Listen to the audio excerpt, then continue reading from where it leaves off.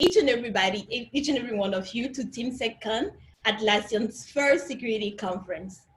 This initiative was born out of the security organization's desire to create a platform to showcase women in information security. Unfortunately, women remain highly underrepresented in the tech industry at large and in the security field, especially.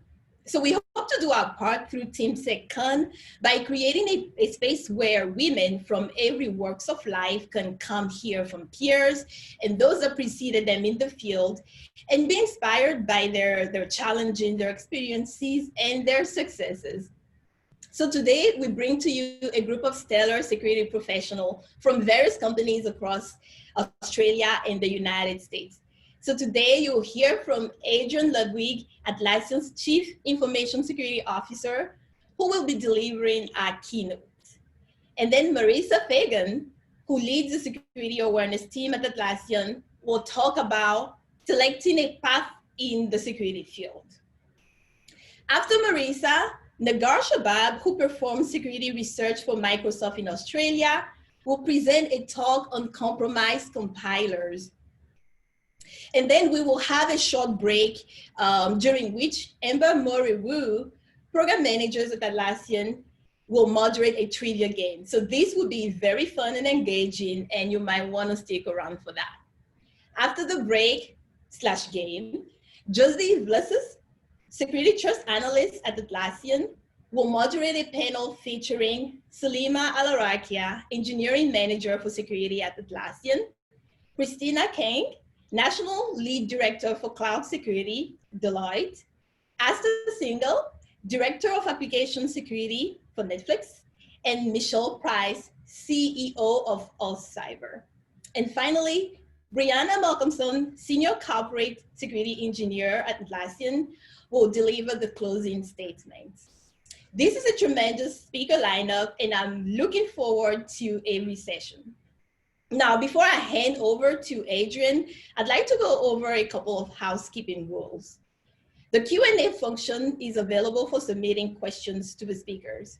We'll do our best to answer as many questions as possible, but due to time, we may not get to all of them. During the trivia time, the polling function will be enabled and the questions will be displayed on the presentation screen.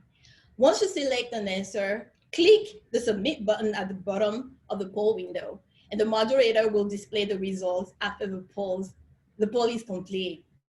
Now, our keynote speaker again is Adrian Ludwig, Atlassian's Chief Information Security Officer. Adrian joined the company in May 2018, and prior to joining Atlassian, he held a number of leadership positions at places like Google and Adobe. Now, here's a fun fact about Adrian. As a self-described hacker in his early years, Adrian was actually recruited by the Department of Defense at the age of 16. That's super impressive. He holds an MBA from the University of California, Berkeley, and a Bachelor of Arts in Mathematics from Williams College. Please help me welcome Adrian to the virtual stage.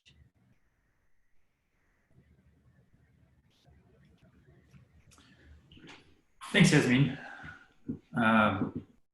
These are always interesting because you have no idea if it's working. So I'll talk for a little while and presumably someone will find me somehow on the internet and let me know if it's not working out. I want to echo Yasmin's thanks to all of you who have connected in and are spending a little bit of time with us.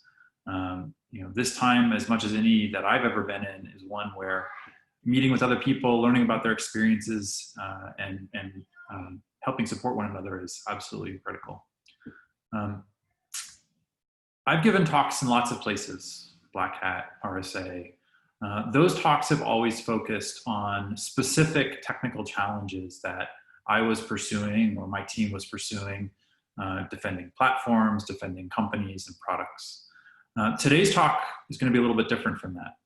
It's a little bit more personal, and it'll share some of my experiences and hopefully provide some context for how I think about security and how we've been approaching it at Atlassian, but also delve into a little bit of why security continues to be such a persistent problem and why it is that we've been so challenged in actually being able to achieve it.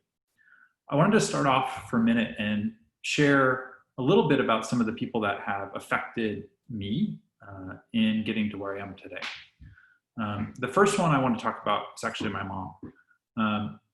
There's an off chance that she'll see this. Every now and then she pings me and says that she saw something that I've done, which is pretty exciting for me, and I'm sure she enjoys it as well. I'll embarrass her if she actually watches this, but I want to tell you a little bit about her. When she was in high school, she really wanted to be a librarian. She needed to go to college to do that. She talked to her high school guidance counselor, and he basically told her, you're a woman and you're poor. You can't afford to go to college, and you won't. And so she did. She got married to her high school guidance counselor and principal's son, raised 4 kids, myself included, my older sister, 2 younger brothers, and spent the next 20 or so years regretting not having gone to college. At some point, she started going to college. And I remember putting the bumper sticker for the college that she was attending onto my car. And she was embarrassed by that. She thought I was picking on her because I tend to do that with people. And it was actually that I was really proud of her. She graduated from college the same week that I did, went on to grad school, became a librarian, and was a librarian for almost 20 years, spearheading 3 different libraries around the country, building out their programs and defending them. I was impressed with her perseverance and the fact that even though someone had told her no, and even though her life had gone down a much more complicated path, that she stuck with her guns and was able to accomplish as much as she did. She didn't do a half-bad job raising us as kids either, which was itself an amazing accomplishment. My sister is another one of the people that I think of as having had a really significant influence on my life. She was older than me. She beat up on me when I was a kid, which I guess siblings do. But she also taught me humility and gave me some wise perspective. About 7 or 8 years ago, I was in the midst of what really was a personal crisis at work. I was working on Android security. We were struggling with some of the biggest challenges that we had, and I personally was struggling. And I remember having a conversation with her where she said, who are your allies? And I thought about it, and I realized that that was one of the most profound questions that you could ask about someone in their work. Who is it that you would turn to ask for help? What would they give you? Who turns to you and asks for help? And what would they give to you? And at that moment, I realized that I had to make some changes. I had to be thinking more and more about the people that were around me and the strength of the team. That was, for me, a very powerful moment. Another powerful moment, 10th grade.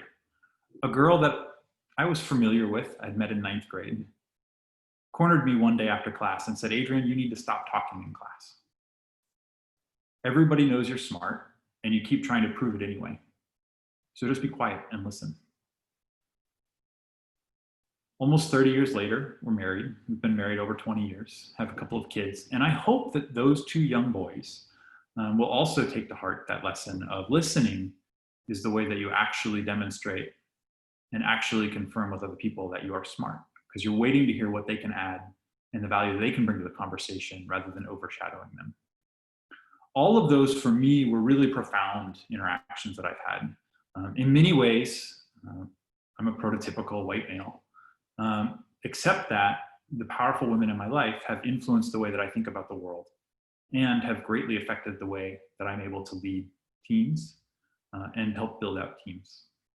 So it's really exciting for me to be able to talk a little bit about, in the context of security, the role that white men have had in really making us face some of the biggest problems that we have in security.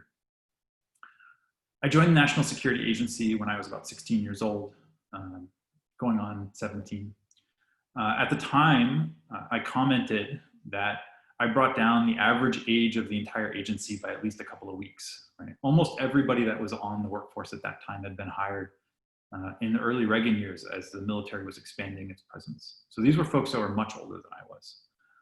And it was a little bit weird. But it gave me the opportunity to learn from really smart people. I had a conversation with members of the Atlassian team not too long ago where I pointed out that my first manager was a woman. Most of the women were like, wait, what? You were a computer science major and you were in an engineering role and you had a female manager? That's very uncommon. And then I started realizing my second manager was female, my third manager was female. In fact, in my career, I've had about a dozen managers, and more than half of them have been women.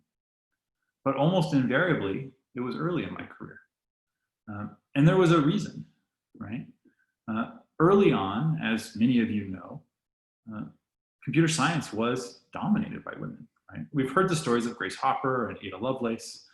Some of you may have been fortunate enough recently to have watched the movie Hidden Figures, which was an amazing movie about the role that African-American women played in the launching of the space shuttle and in the early days of the space program in the United States. Incredibly effective, incredibly powerful story. But it also is a story of something that we've lost. One of the things that I looked into recently was an article in NPR, and let me see if I can share it actually. This will be my moment of technical challenge here. Oh my gosh, it might work. So this is a quick screenshot from that article talking about the role of women in computer science. Right? 1984 was the year at which we reached peak enrollment in computer science. Interestingly enough, it was also the year that the Symantec company was about a year and a half old.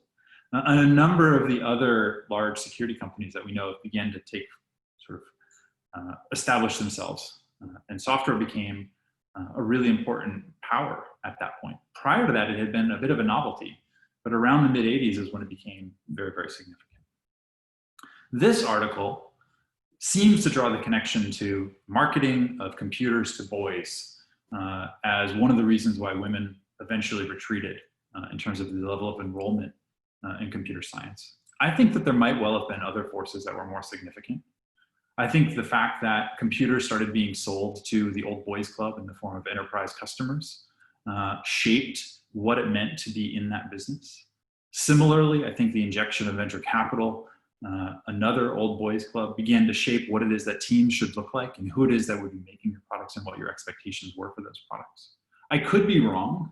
I'm neither a sociologist nor an economist, but my expectation is that there's more to it than just the marketing of video games to boys, that there is larger forces at play. And it's strong not just in computer science, it's even stronger in security. As we started talking about having this discussion, one of the members of my team forwarded me this little bit of marketing, which I think is among the most amazing collections of sort of comparative marketing that I've ever seen. This is men's deodorant versus security products. Their marketing is basically the same, right? The colors are black. There's sort of a bombastic approach, a big emphasis on that kind of a style of marketing is something that's been pervasive in security since the very beginning. And if you look into security from a percentages standpoint, it's also the case that, as Yasmin mentioned, we've historically been very challenged in terms of recruiting in and maintaining women within the security workforce. So there's clearly challenges here, right? There's clearly things that we need to do.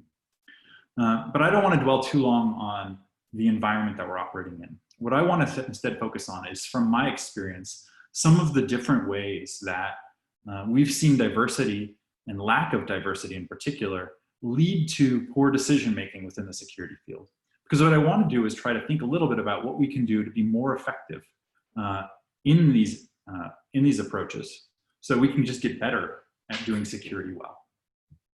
So a couple of stories that I wanted to share. And these are ones that I've shared with my team that they thought were pretty interesting, and so I thought I'd share them with you today. The first speaks to one of the blind spots that the average security engineer has when it comes to the world around them. If they're white male, which about 60, maybe 70, or even as high as 80% of them will be, they've probably never been in an environment where, on average, the people around them are threatening. They're fairly comfortable. And the result of that is that when they think about security, they think about very, very remote attackers, right? They think about Russian hackers, or they think about government-sponsored attacks. They tend to ignore the people around them as a potential source of hostility, as a potential attacker. But the reality is that a lot of people have local attackers as something that they need to worry about. When I began working on Android, one of the things that we noticed was that there were a lot of apps that were being sold in the marketplace that were marketed to men as a way to monitor women. There are various labels that have been applied to these types of apps. They get called stalkerware, they get called spouseware. In many cases, the basic pattern was the same. Right? You convince someone, whether they're your spouse or a member of your family, to let you use your phone, then you install the application and it hides in the background. It's a classic piece of malware. But it's the kind of thing that on your desktop computer or on earlier mobile phones was very easy to implement because there was no thinking in the security model about how to prevent that kind of behavior, how to make it impossible for someone to use your device to spy on you. We see that in the corporate world as well, where it's very easy for corporate enterprise IT to install applications that can monitor their employees. Right? It's a very complex relationship, but it's one that ultimately is predicated on not having trust in the people that work right around you, and it ends up being hostile to a lot of people. But the security models of those operating systems never incorporated that potential threat. So it's something that we had to think about and that we had to begin to work on. And it was something that we probably would never have noticed if we didn't have, frankly, women on our team that pointed it out, made us aware of it, and that we began to then do work on it. I had a similar situation when we started reading about the roles of mobile phones in the hands of students. One of the most challenging things that a student will face is that they're often using their mobile phone when they're in a communal environment. They're riding on the school bus. They're receiving messages from the people potentially on the bus or for someone else, but they have people that are shoulder surfing them constantly.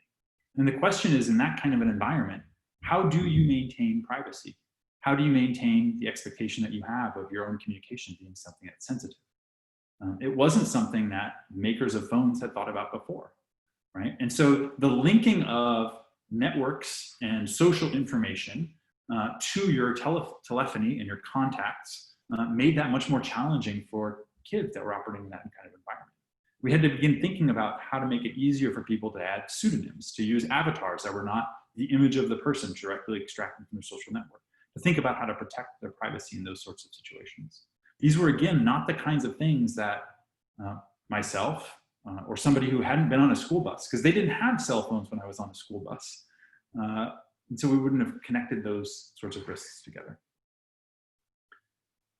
I recall a third situation, one that now, thinking about Black Lives Matters and thinking about the roles of interactions between police and members of groups that are frankly untrusted by the police, has come to the forefront. There was a proposal to make it possible for someone to create a fake environment on their phone. The thinking being that when you're crossing through a border and you're asked to have your device searched, or when a police stop you and ask to have your device searched, you would be able to show that and basically hide your actual information, right, to protect your privacy.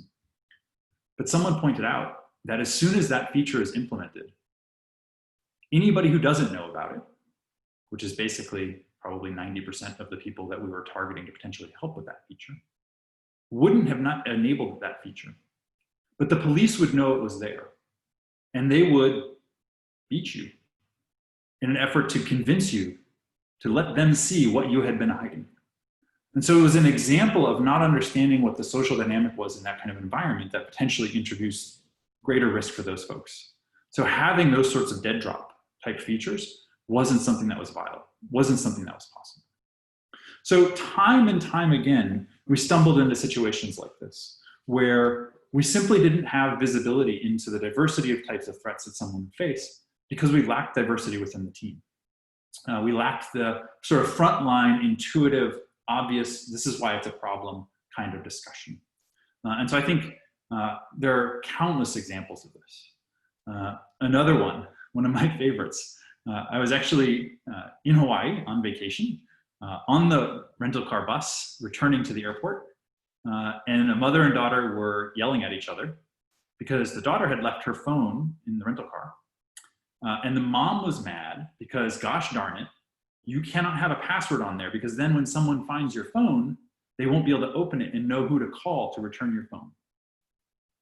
And I was flabbergasted. Like, that was the expectation, is that you would not have a password in order to improve the security because loss of the device was the thing that they were most worried about. So the mother's perspective, the daughter's perspective, very, very different. We ended up doing some investigation into that, and we found radical different understandings of and use of passwords on the lock screen regionally, right? Somalia had the highest password adoption for lock screen. Over 82% of devices in Somalia had a real lock screen applied to them. Conversely, Ukraine, San Marino, some areas of the world had less than 20% of devices. So very, very different understanding of what was going on. And so digging into sort of the underlying information there became critical to be able to make good decisions. So these are some of the reasons why I think it's absolutely critical that we increase the level of diversity in the security space.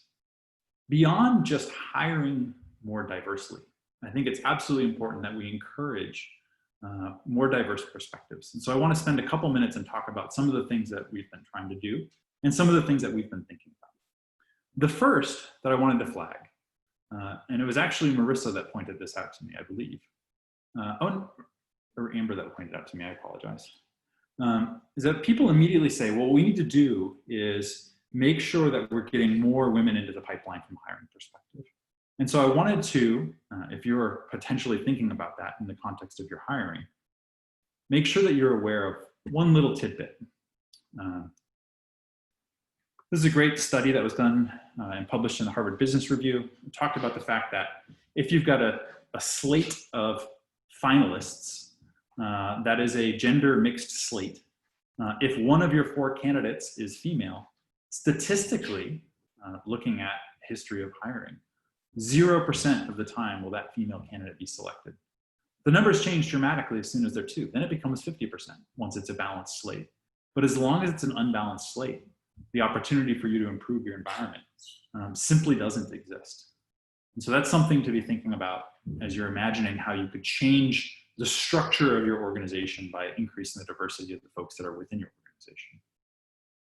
The other thing that I would like to encourage is thinking about ways to not just change the complexion of your organization, but to also think about ways to expand the capability to extract from that organization a diverse set of viewpoints. One of the things that we've embraced within the Atlassian security team was a tool that we originally called the Trello board of doom. It's now got a nice little label, security brainstorming board. The idea is to allow every single individual in the organization the opportunity to make a recommendation on something that the team should be working on, and then to crowdsource all of those different possibilities. The idea is that by having this be open, right, by having, in our case at the time, 85 different participants, categorizing these into dozens of different risk areas, having dozens of different projects that are proposed in each one of those different areas, you're able to expand the set of potential projects that your team is going to work on. You're able to uncover those things that I might not be thinking of, or you might not be thinking of, but that somebody on the team has come up with them. And so I would definitely encourage those kinds of exhaustive crowdsourced approaches to thinking about all of the different risks that you might be worried about in your environment, to thinking about all of the different potential projects that you might do. You're never going to get to all of them. We ended up with over 400 different projects that were posted on that brainstorming board. But for each one that does get surfaced, there's an opportunity to discuss it, to understand it, and to expand your team's ability to reduce risk associated with having overly narrow perspectives. So this is just the beginning of a long conversation, right, about how we can expand the different set of perspectives that are being incorporated into our security models. For a long time, right, as long as I've been in security, we've been overly focused very narrowly on specific risks that are, frankly, part of the patriarchy. And what we need to begin doing is expanding that to understand how these technologies are going to be used and the different types of risks that a variety of different people are going to be exposed to. Right? We're no longer in a world where the only threats are ones that are going to be exposed to a knowledge worker inside of an enterprise. Right? Kids use our products. Everybody is using these products. And so we need to be thinking about it from that perspective as well. So I'm excited to be here today and to learn a little bit from all of you. Hopefully some of what I've had to say is a little bit helpful. and can help you begin to shape and increase the diversity of perspectives that are introduced into your own security team. So thank you very much for having me today. As Yasmin mentioned, we have one more person coming up here, which is Marissa Fagan. She's going to talk a little bit about selecting the path that you'd like to follow in the security industry. Mine has been a windy path. I'm sure that's true for lots of different people. So thinking about what that path is going to look like is very, very important as you begin to shape it and build your own. Marissa is the Security Awareness Manager here at Atlassian and is working to make sure that we can empower every employee to work more securely and build, frankly, a more secure world. So thank you very much, and please welcome Marissa to give us her perspective as well. Thank you so much, Adrian. So I'm so excited today to talk to all of you about different options for career paths in the security industry. Sharing my screen.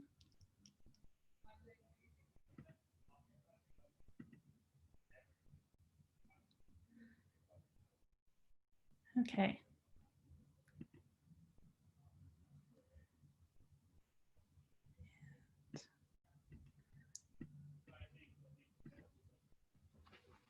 Great. So in order to talk about selecting a path in the security industry, I felt like it would be good to start at the beginning.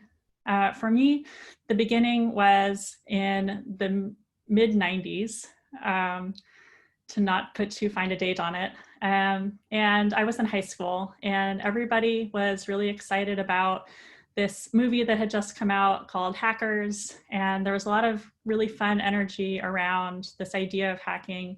There was a magazine that we read often called 2600, the Hacker Quarterly, of course named after the 26 hertz frequency that you could play on a phone that would sort of hack the phone network and dump you into a phone operating system, and you could get free calls. I just thought that that was one of hundreds of different cool little hacks that I thought were so creative, and that this community was surely where I wanted to invest a lot of my time. So we hung out on IRC, which was a command line interface style chat network. We didn't have the social medias quite yet, and just basically had a really great community. So I was really excited about this, and I knew that that's what I wanted to study in school, and I went off to college and I studied film. So I didn't quite get to the security industry right away. It took me some time, and this is the beginning of my story of kind of a non-traditional background, making it a successful career in the security industry. So eventually, later on down the line, I did get a start in the security space by doing an internship.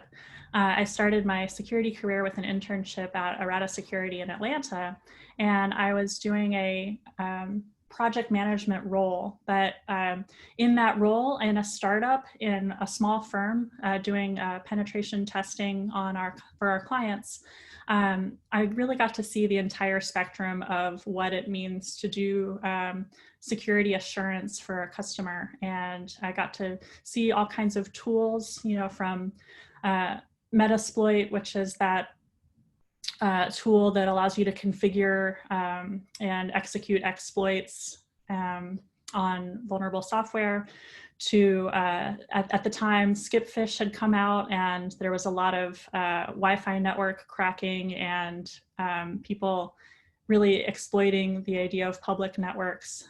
So all of this stuff was really exciting, but what I really found the most exciting about all of it was the way that I kept having the opportunity to explain these concepts to executives, and our very technical reports that we would hand to our clients really needed that executive summary to kind of translate into the human readable language. And I just really got so excited about the idea of making security accessible to the layperson. So from there, I got involved in a group that wanted to start a security conference in the Bay Area. And I met so many people in the industry through this, over doing it for 5 or 6 years. Probably 100 different stories, 100 different types of roles that you could have in the security industry were very clear to me from the start. There's so many different ways to get into this industry, so many different paths. Not all of them traditional, not all of them from a computer science and college background. You would be surprised if you follow the security industry news, who the people are that have never taken a computer science class in college. So I met a lot of people. I started a mentorship program, matching mentors and mentees that was sponsored by the Open Security Foundation. And we were able to just show a lot of people a path in the security industry, especially non-traditional paths and folks that weren't coming from Ivy League computer science background. And then I went onwards in my career. I spent some time at Facebook and at Bug Crowd, both places working on a new community in the security industry, that researcher community. And I was so excited about the people that I got to meet in the researcher community and really help them to establish that credibility as a career for security vulnerability research, and making sure that they were getting resources and protection and learning, and really able to level up their careers based on this effort that was just kind of just a burgeoning industry at the time in the 2012 and onward. That at that time there was a feeling like this was not what what corporate job looks like. And very clearly we could see that this was kind of an upheaval in thinking, and now it's very common to have researcher credits on your resume, and companies are very excited about hiring people with researcher backgrounds for their in-house security teams. So it's just another example of communities that I got to build as part of my security career. And then from there, I went to Salesforce, and I worked on building an internal community in the Salesforce engineering department around making sure that developers were getting a good experience working with the security team, and really focusing on what is the secure software development lifecycle, and how do we build security champions that are going to be able to learn what is required and what that safe, secure way to do secure coding is, so that they can get back to releasing code. And how do we make that the most efficient relationship possible, and possibly one that people like to work with the security team. And from there, I went and started a product security program at Synopsys, and took all of that learning that I had learned from Salesforce and all of those years working with bug bounty researchers, and brought all of that knowledge to Synopsys, where I was able to stand up a secure software development lifecycle program that did have that same technique of using security champions to build relationships with the security team, making sure that the developers have the right tools to be enabled to do software security. And all of these things are things that I have kind of picked up along the way. And I learned a lot from just having a network and a community of people in this industry. So then that is what has brought me to today. I'm now at Atlassian, and I am kind of flipping the coin a little bit and going back to that security awareness program, taking what is the experience of all employees with security, and how do you keep all employees secure? Because of course, as we all know by now, and it's verified by the Verizon Data Breach Information Report, that most all breaches, something like 95% of breaches, do start with human intervention, and that's either phishing or some kind of social engineering attack. So the human layer is the first is the first step in an attack. So that's, incredibly important that all employees understand that their username and password is that valuable key to the entire company. So that's it. That's a long way to say that you can go a really long way with studying film in the 90s. So I just wanted to give an overview that there are multiple different ways to approach having a career in the information security industry. For example, there's an entire department around governance where a lot of it is around compliance. There are a lot of different important controls that the government and other standards bodies ask companies to do to be secure. And it's extremely impactful to help a company do that security.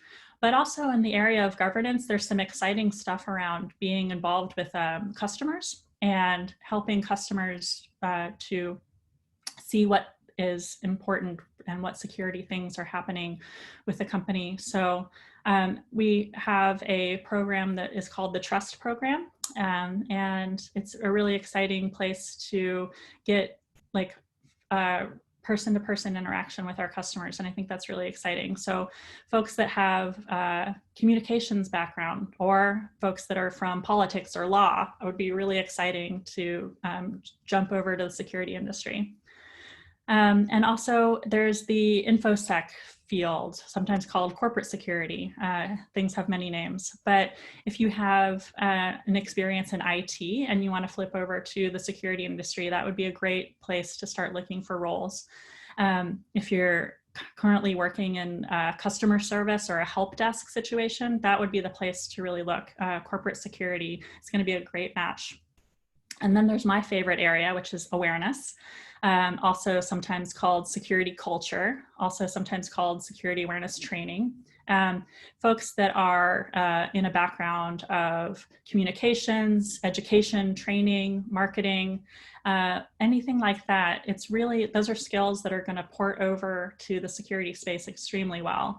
If you have a paranoid mind and you want to apply that to that know-how, you can really pick up the security piece of it and apply it to your fundamental skills. And it, for me, it has been a very successful path.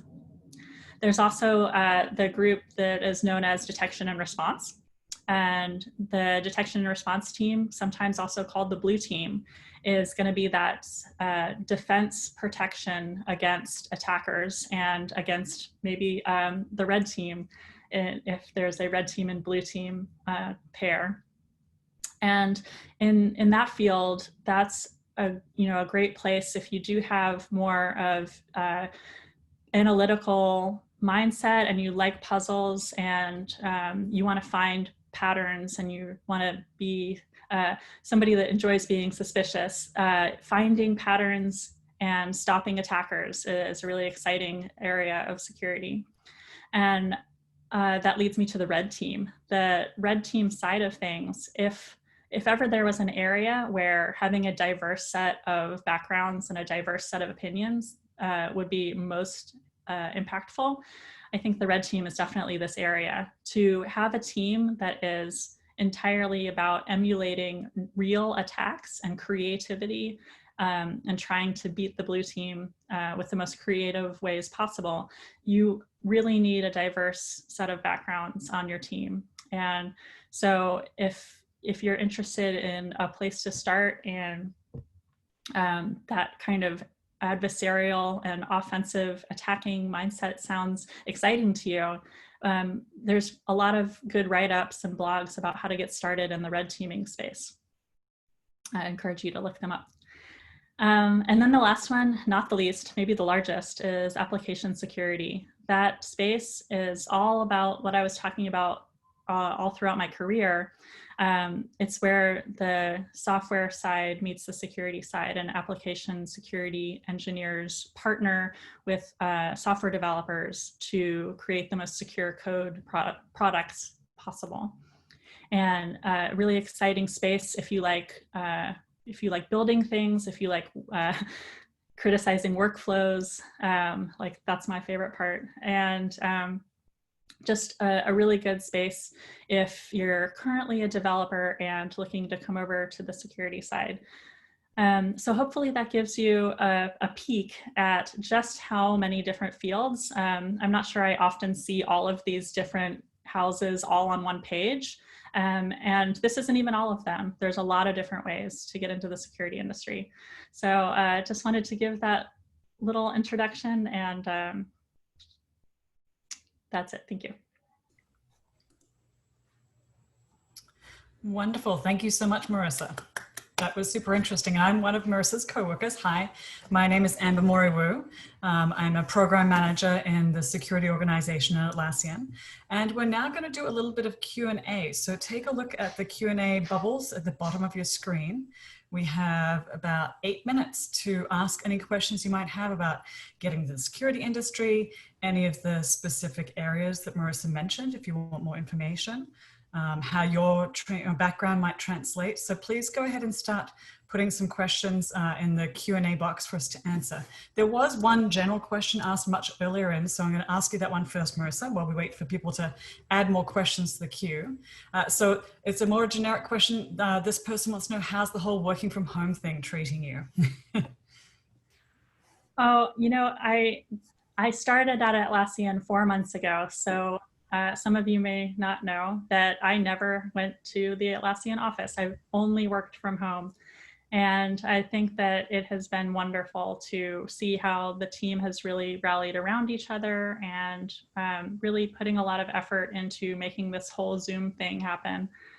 And it's also been a lot better for partnering globally. I've never felt more like this was a global team than during this whole work from home phenomenon.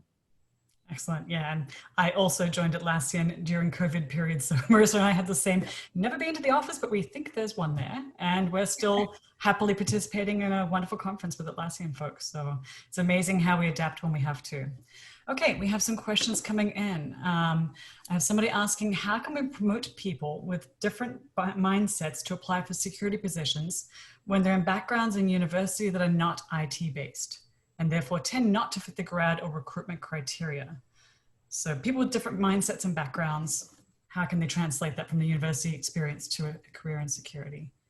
Yeah, this one is really hard. That you spend so much time doing all of your university work, and then you do need to do a little bit of extracurricular stuff on the side still. What have you done that isn't necessarily on your job list, but it's still like some extracurricular thing that you participated in? Have you volunteered at a conference? Have you written any blog posts where you explored security topics? All of that extra stuff is also stuff that you should lean on when trying to get a security job, not just your previous job experience, traditional resume style. Have you worked on any CTFs? Have you competed? Have you been to DEF CON and volunteered? All of that stuff, I think, is just as important when you're trying to make a transition. And Marissa, for those who are new to security, what is a CTF? There's a game, which is now also a league, that is called Capture the Flag. And there's basically there's several styles, different Capture the Flag games. And you have, in one of the examples, you can have a vulnerable web application and you can attack it. And whoever finds the most flags in this vulnerable web application, then you win the tournament. And then there's also Jeopardy style CTFs, lots to look into. Definitely check it out. Awesome, thank you. We have another person, so I'm not going to say people's names because you haven't signed a thing for us to say that, but somebody else is asking, they have a testing background. What security career path would be of a fit if this person wanted to transition into the security world? So testing makes me think right away of that application security space.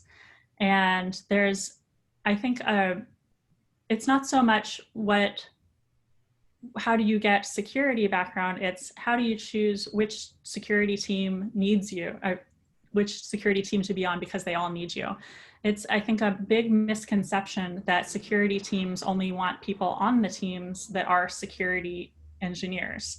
My personal experience, being case in point, is that we need a whole different variety of different kinds of roles, but within the security org umbrella. So if you can join a security product security team, help them write security themed unit tests, help them work on their QA relationship, the QA team outreach, all of that stuff would be a wonderful addition to a product security team. Excellent, thank you. We have another question. Could you explain the InfoSec domain and roles it contains? We often get the security sector called InfoSec and wanted to know what would be the distinction. Well, it's a hard thing to just define these. And I don't think it's going to serve us well to try. We should just sort of accept that these are all nebulous terms. But there's sort of the field around internally focused security operations that I think is traditionally the InfoSec field. Gotcha. And then somebody has a similar question along a similar vein. How does one differentiate between AppSec and InfoSec? And in what bracket would you put cloud security, including third-party vendors? Okay, that's a trick question. It's a lot to it. That's a great question. The lines are definitely blurred there. I think every corporation is just at that level, just kind of, it depends on the people that are involved.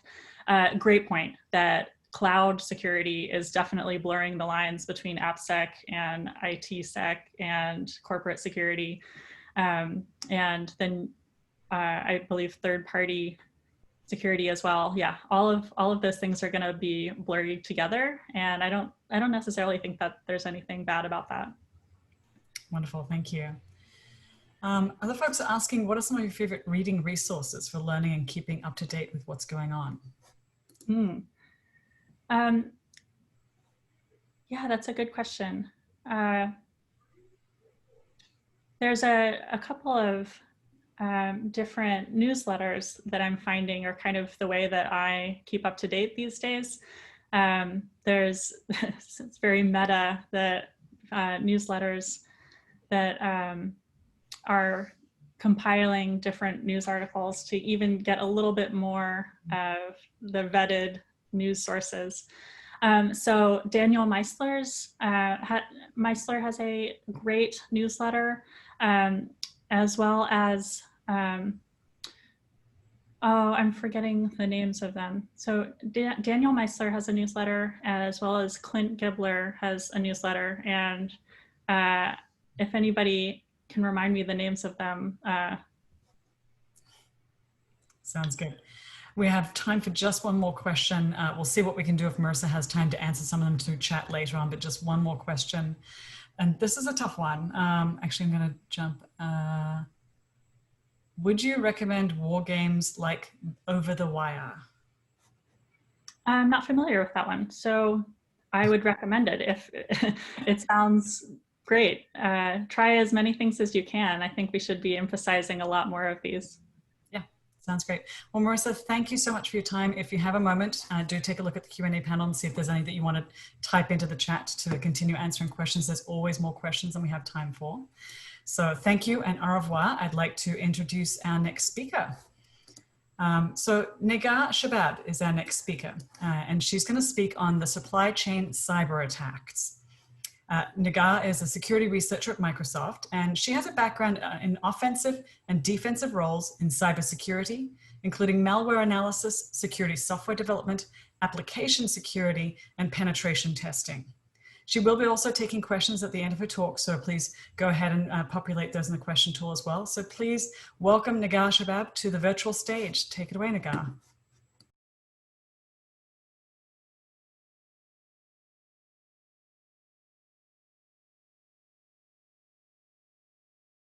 And saying, Negar, if you just go ahead and turn on your video, then we'll be able to see you.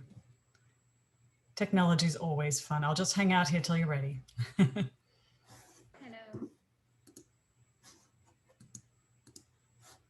Can you hear me? We can hear you. I don't know if we can see you right now. Do you have your video turned on? Yeah. Oh, there we go. Wonderful. Okay, take it away. Thank you. Great.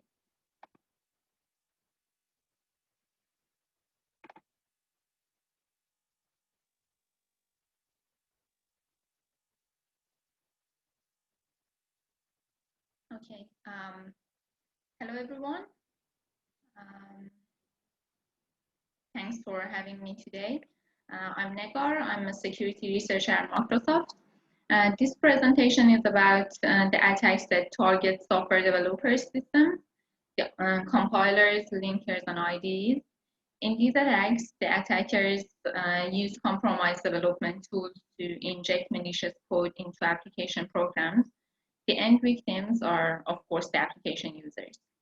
I want to thank my co-researcher in this research, my sister, Nushin, who is a security researcher from Kaspersky. So this is my agenda for today. We are going to look at the ideas from the past concerning attacks using malicious compilers, and also some examples of attacks using infected compilers like Induke, Xcode Ghost, Shadowpad, and Shadowhammer operation. Let's look at some history of this concern.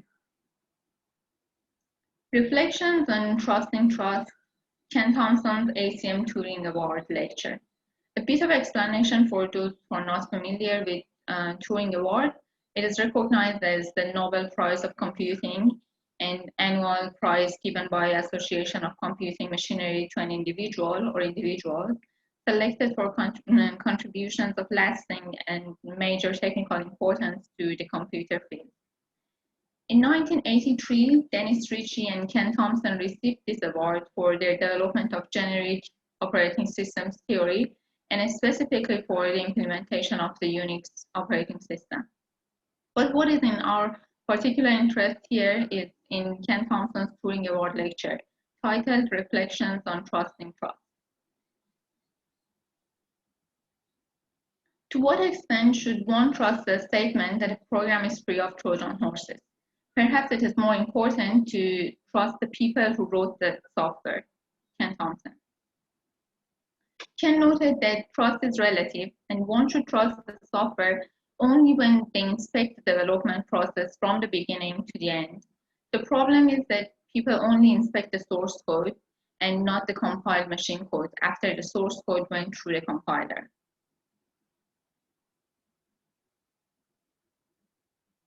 He described how he injected a malware into a compiler.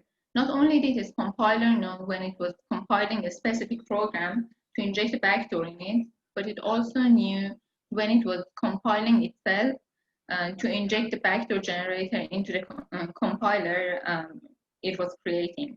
This way, the malicious behavior of the compiler was persistent even after recompiling the compiler from its clean source code. Turing Award lecture was not the first time the compromised compilers raised concern. In 1974, they were using the Multics operating system inside the US Air Force. And to ensure that things were really safe, they would bring in the source code of the OS in-house and compile it themselves. In June 1974, US Air Force conducted a comprehensive security evaluation on Multics. Most of the Ring 0 modules of Multics were written in PL1 programming language. The analysis report indicates an attack using a PL1 compiler and calls it compiler trapdoor. The concern was that the malicious compiler can insert an object called trapdoor in Ring 0 module.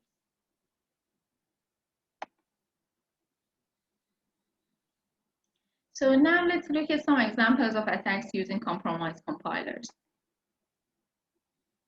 Induke.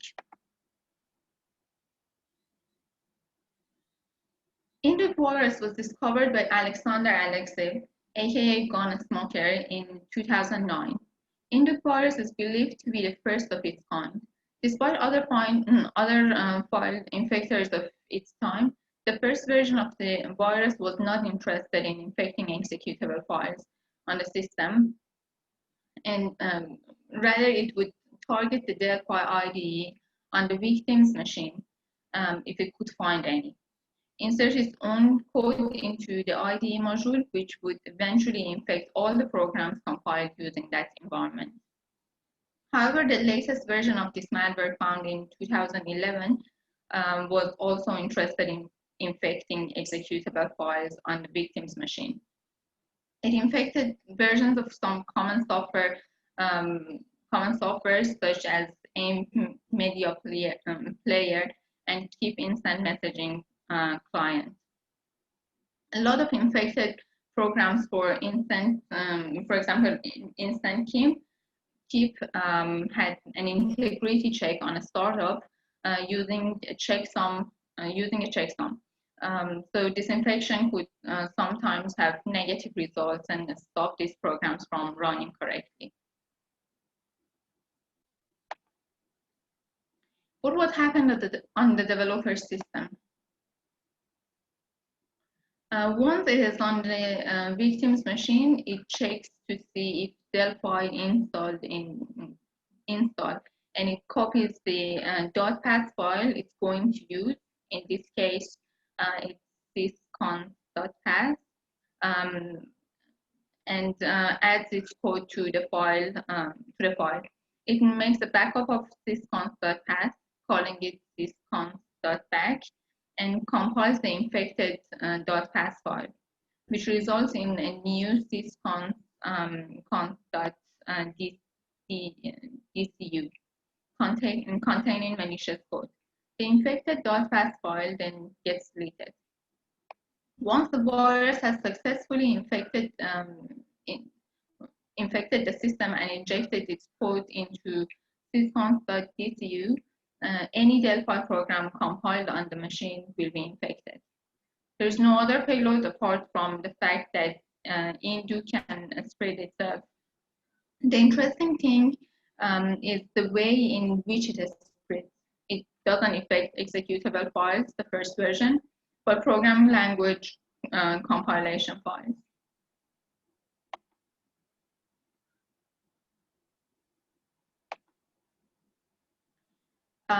Xcode Ghost. Xcode Ghost is another such attack. Xcode is the IDE for macOS released by Apple. It is the most mainstream development tool for developing OS X and iOS applications. In September 2015, a malicious version of this compiler got a lot of attention and became very hot news.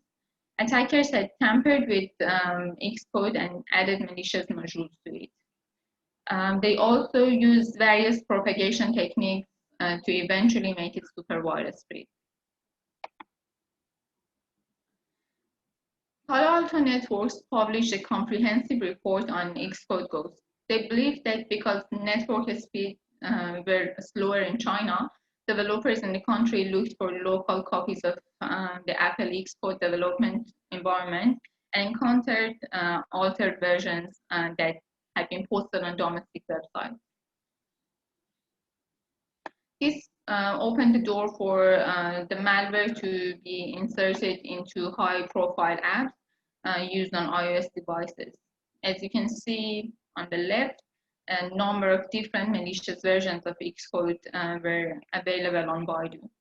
According to the Xcode Ghost source code, different system information was stolen by Xcode Ghost from victims.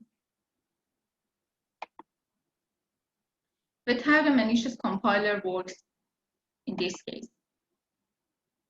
Xcode Ghost adds some extra code in an Xcode module used by its linker. It also adds malicious core services object to default paths in Xcode directory. Malicious core services is a macro object which compromises the UI window class and UI device class in the compiled iOS app. Through the extra code in that module, linker gets forced to load the malicious core services and adds it to every compiled iOS app. Shadowpad. Shadowpad is a supply chain which was first discovered by Kaspersky in 2017. The actor behind Shadowpad is still very active. It is identified by Microsoft as Barrio. The Operation Shadowhammer and other attacks which Kaspersky announced last year are also related to this actor. In July 2017, suspicious DNS requests were found in one of Kaspersky Labs' partner networks. The partner was a financial institution, and the suspicious requests were originating from systems involved in processing of financial transactions. Further investigation showed that the source of the suspicious DNS query was a software package produced by Netstar and Computer Inc. Netstar and Computer Inc. develops secure connectivity solutions and server management tools for large corporate networks. But what happened on the developer system?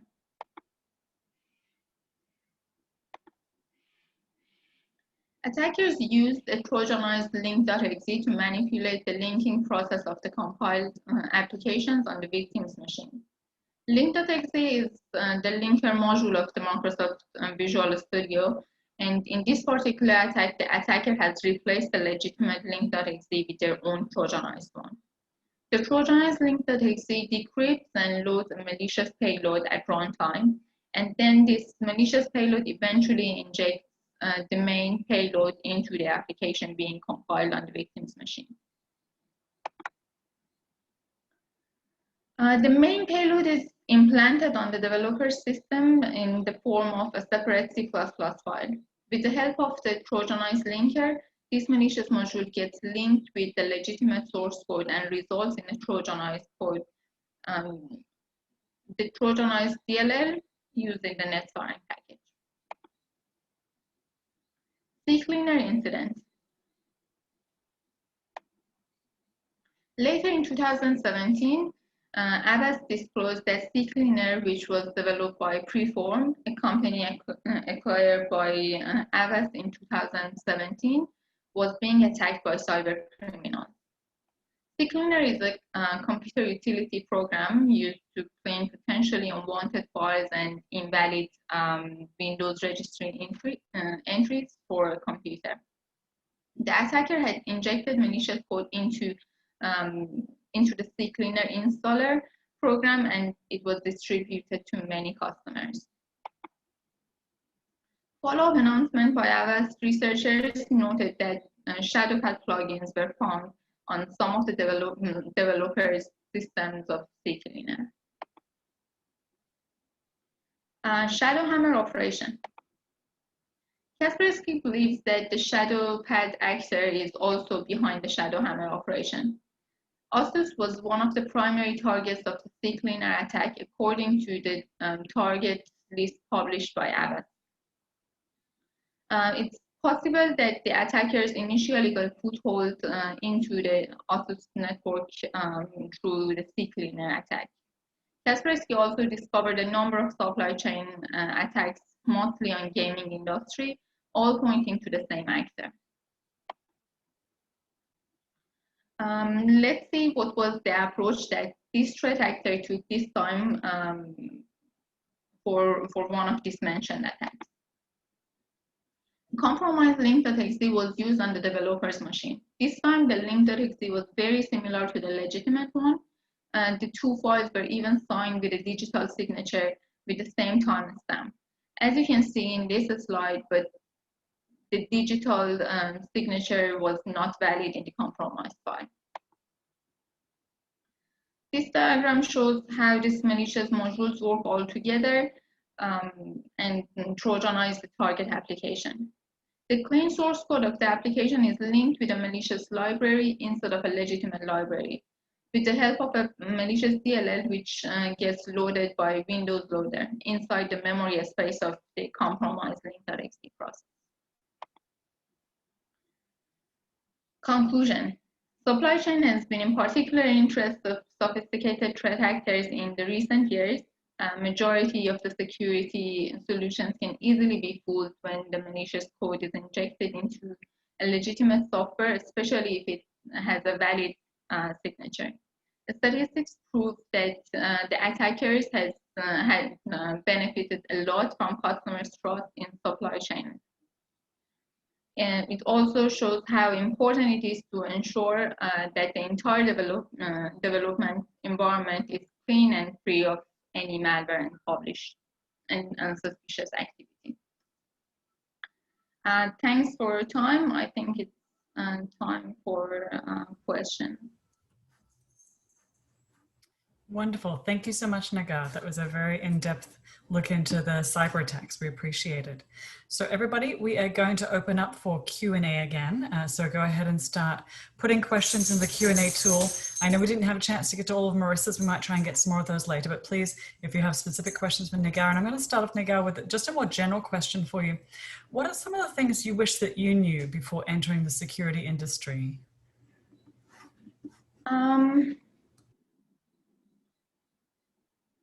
That's a very good question.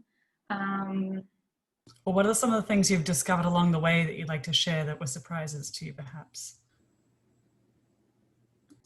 So I guess because I started in security field kind of by chance, I always knew that I want to work in IT environment, but not the security. As I go further, I enjoy it more. I think the security industry has new things, always has new things for you to learn, and it surprises me every time with new things, new concerns, and new technologies, new techniques. Everything. It's a very good field if you want to always learn something new. Yeah, that totally makes sense because people are continuing to think up new sneaky things to do and we need to stay ahead of them. Do you want to go ahead and unshare your screen so we can see you instead of the screen? Yeah, of course, I'm trying to do so. No worries. Just click on that green share screen again and say end share. Or I actually can't find my Zoom. Okay, I think something crashed. it may also be at the top of your screen. Oh, mouse over, there's kind of a mute and a screen sharing. Technology is always fun and things like this. Wonderful. There we go. Perfect. Okay, cool. We just have time for 1 or 2 more questions. We're nearly at time. Let's see. For non-technical people, can you break down how compilers work in instances you would need to have one? And I'm going to ask you to answer that in just a minute or two. It's a big question, so I'm not sure if that's doable in that time. So how can you break down compilers for non-technical people, and when would you need one? The compiler has different. If I want to break it down, I can say compiling process has 4 processes: assembly, pre-processing, assembling, linking, and compiling. So for each compiler, there is kind of similar sequence. Perfect. And let's do 1 more question, then we'll go to the break. What mitigations would you recommend for malicious code in supply chain softwares? Do we not implicitly trust them? Of course, we should trust, but the most important thing is to first buy or download from trusted sources. But of course, we cannot blindly trust these known sources. So it's good to have check the signature, and the very good practice is to inspect the source code of the application or do reverse engineering on it. Perfect. We are at time. Thank you again so much for your talk, Nagar. We really appreciate it. No worries. Thanks for having me. You're welcome. Okay, we are now at our 15-minute quiz/break section, which I'm going to be leading. So I hope everybody's having a fabulous time at the conference. I'm going to suggest we all stand up and stretch. Goodness golly gosh, we've been sitting for ages. So I'm going to stretch a little bit, do some push-ups if you want to, regain some circulation. Feel free to go off to the bathroom if you need to, etc. But I'm going to do a little bit of a quiz, and we might see if we can fit in 1 or 2 more questions for Marissa in this time period. We have 15 minutes until we come back to the panel discussion. Now, what I do want to mention is normally when you go to a physical conference, you get some cool swag when you go. You get a t-shirt or a bag or something like that. And we were wondering, what should we do at a virtual conference with that budget we would usually use? And what we came to was that we should donate that money to nonprofits who are supporting underprivileged women and girls to help them get into technology. So here's where you come in. What we're going to ask you to do when I do the quiz questions, the very last question, I'm going to poll you on where you would like your portion of that swag budget to go towards one of 3 organizations that we've chosen for you. I'll give you a quick preview of the organizations so you can start thinking about it. Then that last quiz question is going to be asking you where you'd like that money to go to. And we have $12,500 to distribute, so it's a good chunk of change. So the 3 organizations are, there's one from Australia, one from the US, and one that's international. But the STARS Foundation is an Australian organization. The purpose of the STARS Foundation is improving education and health outcomes for Aboriginal and Torres Strait Islander young women. Out of the 3 I'm going to share with you, this is probably the least funded. So if you're not sure where to put your swag budget, you might want to consider this one. The second organization is Black Girls Code, which is based out of Oakland, California. It's a nonprofit organization dedicated to teaching girls 7 to 17 about computer programming and technology. Also a wonderfully worthy organization. Then the final one, as I mentioned, is international, which is the Malala Fund, which is working for a world where every girl can learn and read. Founded by the student and Nobel laureate Malala Yousafzai, the Malala Fund champions every girl's right to 12 years of safe, free, quality education. So have a think about those 3 different organizations. At the end, I'm going to ask you where you'd like to put your swag budget towards. In the meantime, you're going to get to have some interaction. I am going to see what you remember about some of the speakers and what they've said so far. So I'm going to launch the very first poll.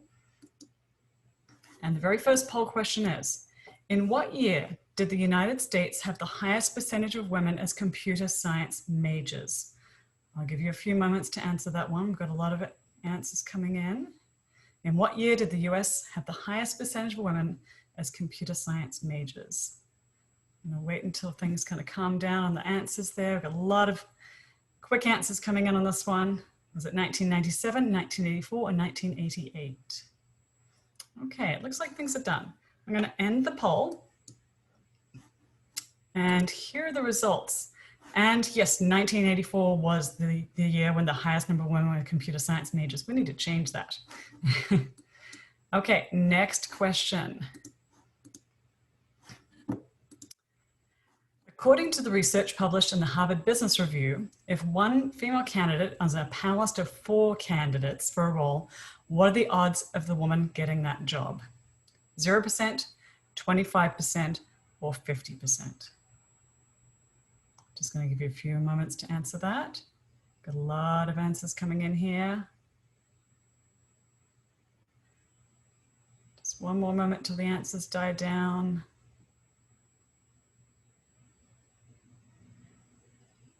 Still a lot of people saying which one they think it is. Okay, I think we're at critical mass. Okay, I'm going to go ahead and end the poll. And the results, yes, unfortunately, the majority of you do have it right. It is 0% if there's one female candidate in a panel of 4. If there's 2 women out of a panel of 4, that goes up to 50%. So that's the good news. That's what we need to focus on. Okay, next question. I'm going to skip down to Nagar's questions, and then if we have time, I might bring Marissa back to answer a couple more questions from earlier. So the first question from Nagar, let me make sure I have this right. One moment for me here. Got it. Nope.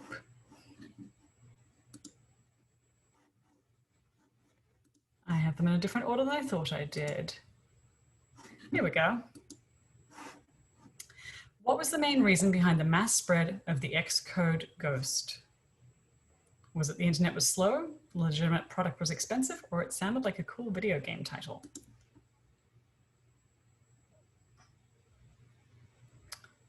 Okay, lots of answers coming in here.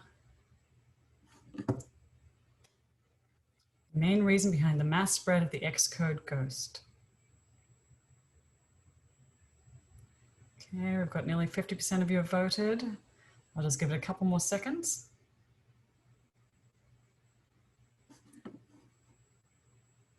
Okay, it looks like we've hit critical mass. I'm going to end the poll. And the internet was slow is the correct answer. Okay. Next question.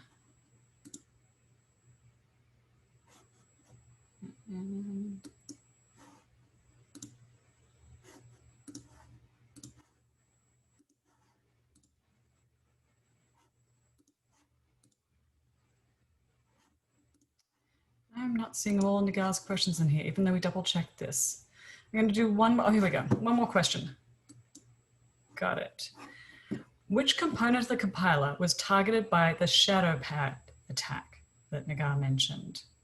Was it the linker, the assembler, or the compiler? Lots of answers coming in. I love it. It's fun to see everybody so engaged. Okay, we're at 44% of people have voted. I'll just give it a couple more seconds.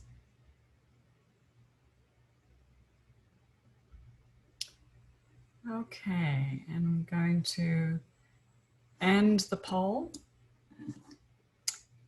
And the results are, the correct answer was the linker. So the majority of you did get that correct. So good job, everybody. I'm going to pause the poll for a moment and bring Marissa back. Marissa, are you ready for us? If so, go ahead and pop on screen. Sure. There you go. I didn't go far. There we go. Perfect. Thank you. Okay, I'm just going to jump back because we had so many questions from Marissa, and we're still not going to get through all of them, but let's just see if we can answer one or two more of them. Let me just scroll down here. Some that I kind of that I wanted to address, if yeah, okay. please go ahead. Go for it, Marissa. Well, one that just really stuck out right away was this idea that how do you get your start in the security industry when all of the roles for the sort of entry-level jobs ask for 1 to 2 years of experience? It feels like a catch-22, or that the game is kind of rigged.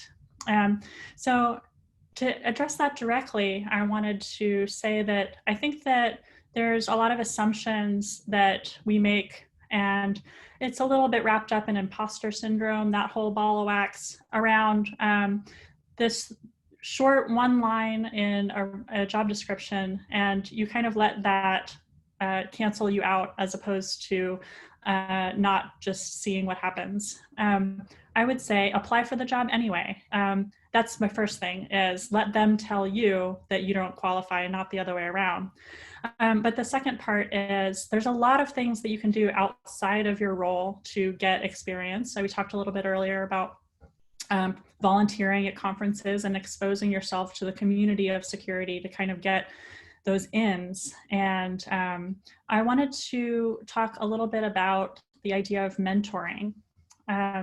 So I was extremely lucky, and I would like to see more people be lucky, because I had several mentors in my career that really gave me that extra piece of advice when I really needed it, or they gave me the heads up about a job that I would be perfect for when I was looking.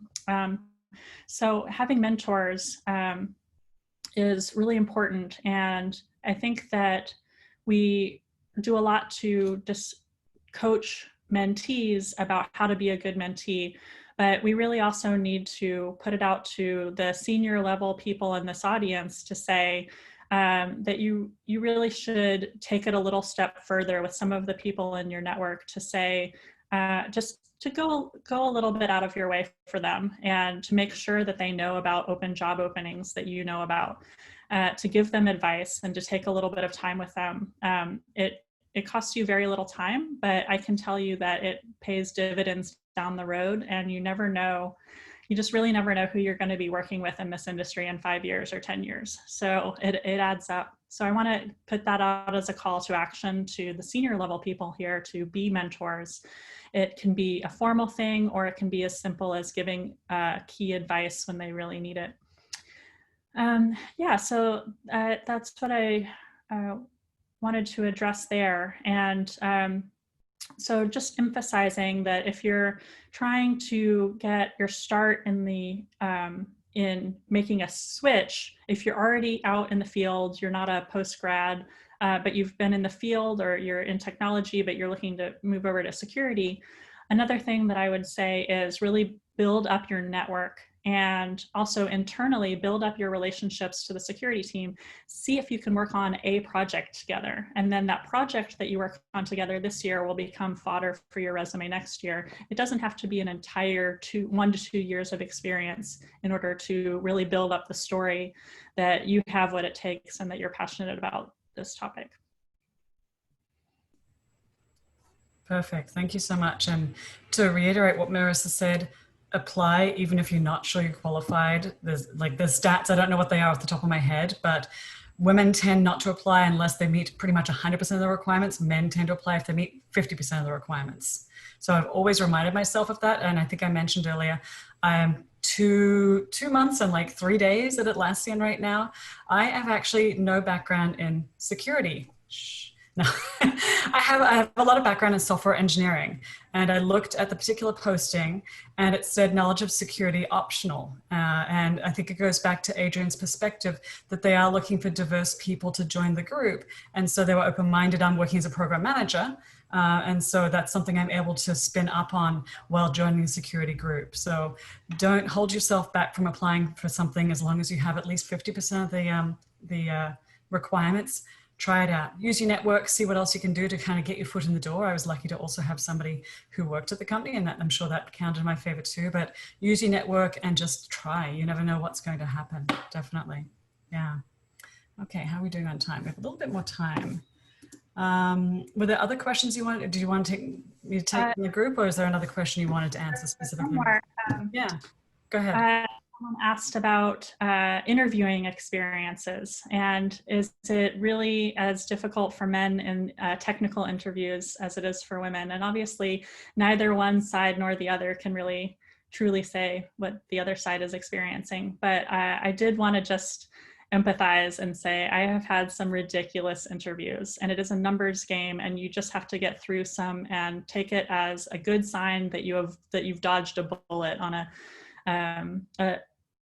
an interview, like devil's advocate questions, asking questions about topics that aren't really related to the job description. All of that stuff does happen where they seem to be trying to trip you up with these so-called technical questions. Yeah, it happens a lot. And I really empathize, because it makes what already is a numbers game doubly more so. You just have to move on.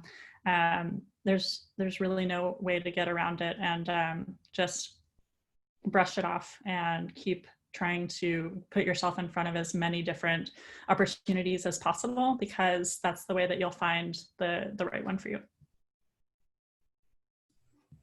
Wonderful. Great words. Thank you. Absolutely.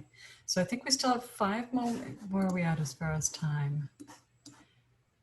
We're at time, it looks like. So I do want to just do the final polling question before we go to the panel. And so let me bring that up. And this is the question about how you would like to use your swag money. So I'm going to launch that poll. And as I said, depending upon how you vote, this is how we'll proportionately donate the money towards different causes. It's $12,500 is the budget. And so we'd love to share that with all of these wonderful organizations. So I'm going to give you guys a good little chunk of time there.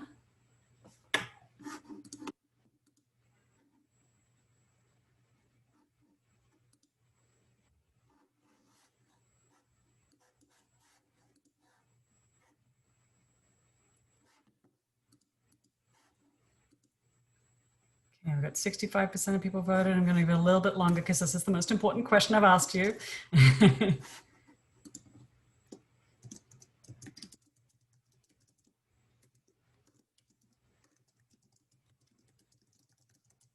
Okay, looks like we're petering out. I'm just going to give it 10 more seconds.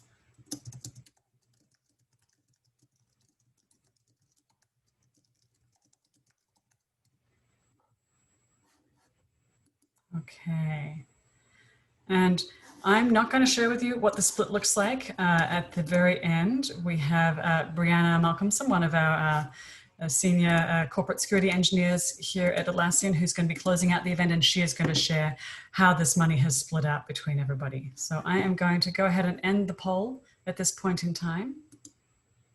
Okay, and I'm not going to share, it's a surprise, but what I would like to do is to hand you over to our panel discussion. So that's going to be led by Jody Vlasis. She is a cybersecurity professional specializing in cloud security, GRC, and policy. Currently, Jody is a senior trust analyst on Atlassian's security team in Sydney. As a senior trust analyst, her responsibility is to remove barriers and security issues with potential and current customers. She's heavily involved in the Australian security community, hosting and speaking at security events. She did one last week. And recently, she was selected as a finalist on the 2020 AWSN Women in Security Awards. Please welcome Jody to the virtual stage, who will introduce our panelists. Thank you so much, Amber, and good morning and good afternoon to everyone who has joined our online conference today. As Amber mentioned before, my name is Jody Vlasis and I'm a Senior Security Trust Analyst here at Atlassian in Sydney, Australia. Today, I will also be moderating today's panel discussion with our lovely panelists. Before I continue, I just want to say warmly thank you so much to everyone who has joined our webinar conference today. We're all really excited to have you participate from around the world and hope you enjoyed the event so far. Our mission is to unleash the potential in every team of every size and industry, and in turn help advance humanity through the power of software, business, and security. And through this mission, diversity is something that is close to Atlassian's heart, and we believe that all people that have different backgrounds, ethnicities, genders, and identities have the potential to do amazing things with their career. I would like to introduce to you today our amazing panelists today, whom will share their thought leadership, wisdom and advice, and talk about all things security today. So first off, I would like to introduce to you Salima Alarakia. Salima is an engineering manager in our security development team here at Atlassian. Thank you so much, Salima, for joining us today. Thank you, Jody, and it's a pleasure to be here. I'm very excited to be part of the panelists, and thank you everyone for joining us today. Awesome. Secondly, I would like to introduce to you Michelle Price. Michelle is currently the Chief Executive Officer of AusCyber. Michelle, thank you so much for joining us today. Hi everyone, great to be here. Next, we have Christina Kane. Christina is the National Lead for Cloud Security at Deloitte. We are delighted to have you here with us this morning, Christina. Hi everyone, happy to be invited here. Great to be with you. And finally, we also have Asta Singhal. Asta is currently a director working in application security for Netflix. It's a pleasure to have you with us, Asta. Thank you, Jody. Excited to be here. Okay, ladies, so I think it would be a really cool idea if we started off with some short rapid fire questions, you know, just to get to know you all a little bit better before we get into the main discussion around security. So first off, what is your favorite podcast you're listening to right now, Salima? I am listening to Sally Krawcheck. She is the founder of a company called Elevate, and she does podcasts on how women are changing the future of business. So it's really great and very informative for women. Cool. What about you, Michelle? I am all about what's going on over in the US election. I am listening to Pod Save America. For anyone that's not listening to it, you should jump on and have a listen. But of course, I also have to do a plug for my own podcast, which is AusCyber Unlocked. That's OZ Cyber Unlocked, which we launched last month. I'm actually a fan of your podcast, Michelle. I really enjoyed listening to it. Thank you. Asta, what about you? Let's see, quite honestly, like I feel like my mental capacity to process difficult things has been reduced in the pandemic, but usually when I'm on long drives in the car and stuff, I like listening to Hidden Brain by Shankar Vedantam, which is a really good podcast on, you know, like deep analysis on certain topics and like how psychological aspects play into it. Oh, cool. That sounds interesting. And what about you, Christina? Information Security Forum for podcast. I think Jodi's know that I'm also the Australian chapter agent for Information Security Forum. They have a lot of really interesting podcasts all about security. So for example, there is one Threat Horizon 2022, talk about Internet of Forgetting Things, how like very cheap and easy to produce IoT device up to date, many of which then we never intended to be patched or updated, might become security risks for tomorrow that we have to deal with. So it's quite interesting. Yes, I definitely listened to that one as well. Next question. What book are you all reading right now? Or do you suggest or recommend a book for our audience? Salema? The books that I'm reading right now are more about leadership. So The Art of Leadership is one of them. And then the other one is about practicing mindfulness. Awesome. Michelle? I am reading Malcolm Turnbull's autobiography right now. I worked for Malcolm for a while and we remain good friends. And I'm also reading a book about how to be a better investor. So The Barefoot Investor, Australian listeners will know all about that book. So I'm actually finally getting to read that. That's actually a really good book. I highly recommend that one. Asta, what about you? So given everything that's been going on in the US and the fact that I'm an immigrant, I didn't grow up here, I've been reading up on kind of improving my understanding of race in America. So I most recently read White Fragility in that, and I highly recommend it.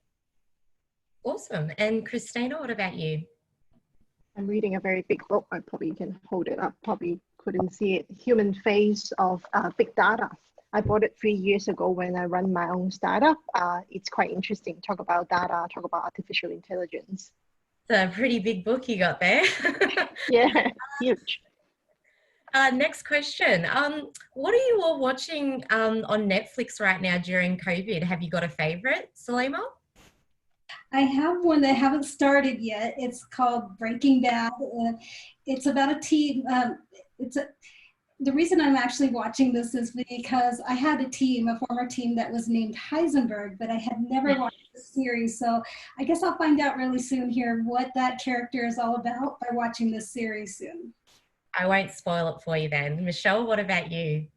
I am flipping between Imposters, which is on Stan in Australia, as well as on Netflix, the UK version of Line of Duty, which is all about law enforcement in the UK.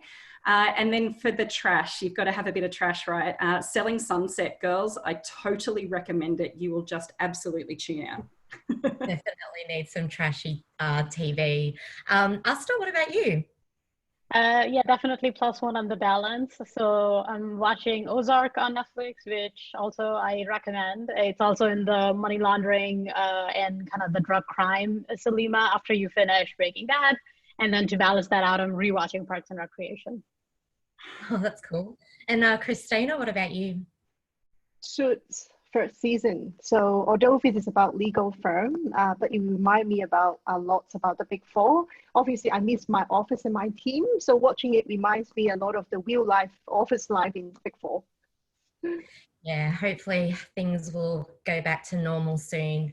And last question, what's the most interesting thing you've learnt this week, Salema? So I like doing your own home projects, renovation projects. It's a passion of mine and a hobby.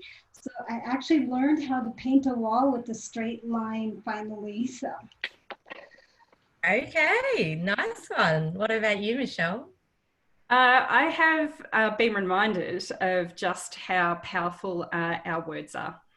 So just being reminded is also a lesson, right? So when you hold a senior position within an organisation, there's lots of different people that are listening to what you say, and it's always good to remind yourself of that from time to time. 100%, couldn't agree with you more. Asta, what about yourself? So last week we did a virtual offsite with a barista and like a coffee shop owner in Mexico City. And I love coffee, but I learned a lot of new things about how you kind of like think about the flavor profiles and all of that different kind of theory that goes behind coffee tasting, which is super interesting. Interesting. I'm sure we've got a lot of coffee lovers in the audience today. And Christina, what about you? I've learned about the first tips about communication this week. It's nothing to do with what I present. It's more to do, first of all, how well I listen to my audience and how well I be able to read my audience. So hopefully I can apply something like that today. Hopefully. That's fantastic, ladies. I feel like we know you all a little bit better now, and thank you all for those awesome recommendations. I'll definitely be sure to check some of those authors and shows out, and I'm sure our audience members will too. So I guess now what we'll do is we'll now move on to some more security specific related questions that I'm sure our audience are eager to hear about your thoughts and opinions on. Just a reminder to our audience as well, if you have a question that you would like to ask our panelists, please be sure to shoot those through over to us through our Q&A function, and we'll hopefully try to answer some of your burning and spicy questions later on in the discussion. So let's kick things off, shall we? Salima, I'll start with you. So how did you get started in the security industry? Very interesting question. I get asked this quite a bit. When I first started in the security organization at a company called MX Logic, the position that I applied for was QA engineer. So it's a way where you could leverage a lot of your skill set from the past and apply them to different companies all around. And I chose this particular company that focuses on email defense and web defense. And then when I actually got the job interview, I was up against a lot of really great qualified candidates. The reason I got this particular job was that I answered one question and one question very uniquely. I was asked, how do I test a coffee cup? And I was able to give lots of different innovative ideas on how to test a coffee cup. And that is what had actually gotten me the job. And something like that is actually also created a lot of growth for me in my career by always looking at different ways of creating ideas and innovation that's sustained me throughout this entire career. Coffee cup to security. I like that. That's kind of cool. What about you, Asta? How did you get started in the security industry?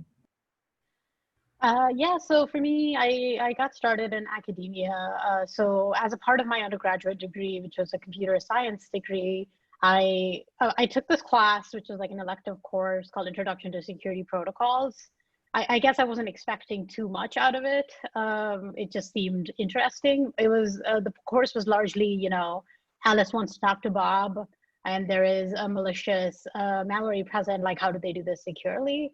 And then we did a lot of things related to kind of protocol design as well as breaking them. And then for me, that was kind of like at the end of that semester, like a revelation to think about like, oh, I didn't even know that that's a thing you can, you know, like pursue further. So I ended up taking more classes and doing my BTech thesis in the security field, and then decided to pursue that instead of kind of pure software engineering as a career out of my computer science undergrad.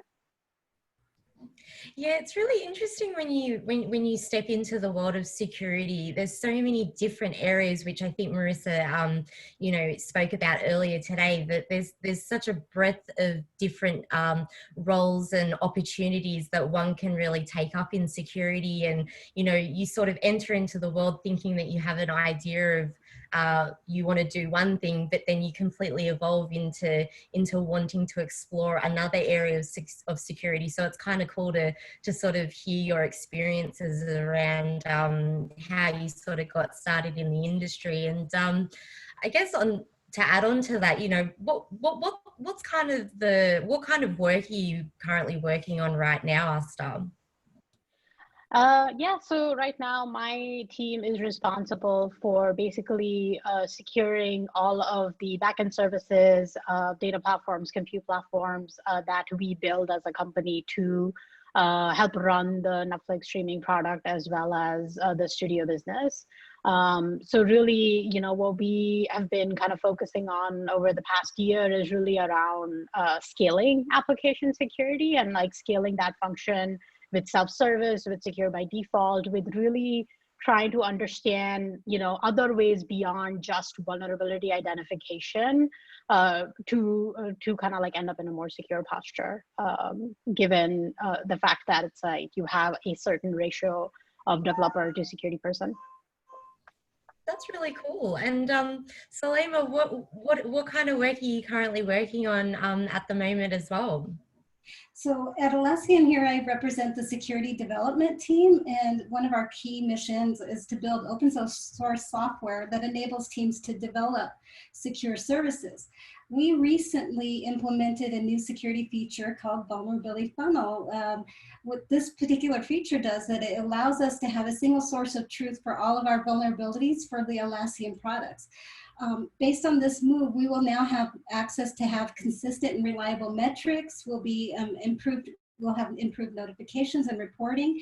And we also decrease the overhead that's required for our product teams to support other teams.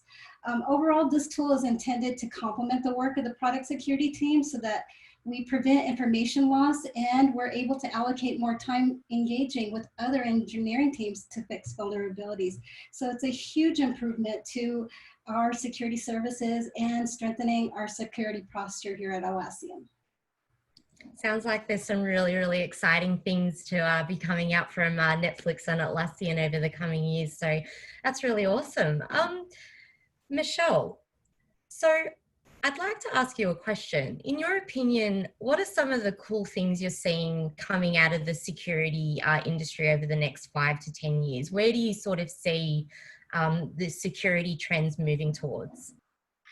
Great question. So for those that aren't aware of who Off-Cyber is, we're a federally funded non-profit in Australia, and my job is to grow Australia's cybersecurity sector. And make sure that we've got homegrown companies that are globally competitive in cybersecurity products and services. So I do get to see across the landscape of what the buyers and investors are interested in, but also what ideas entrepreneurs and founders are coming up with. And not just in Australia, we have lots of reach out into the world.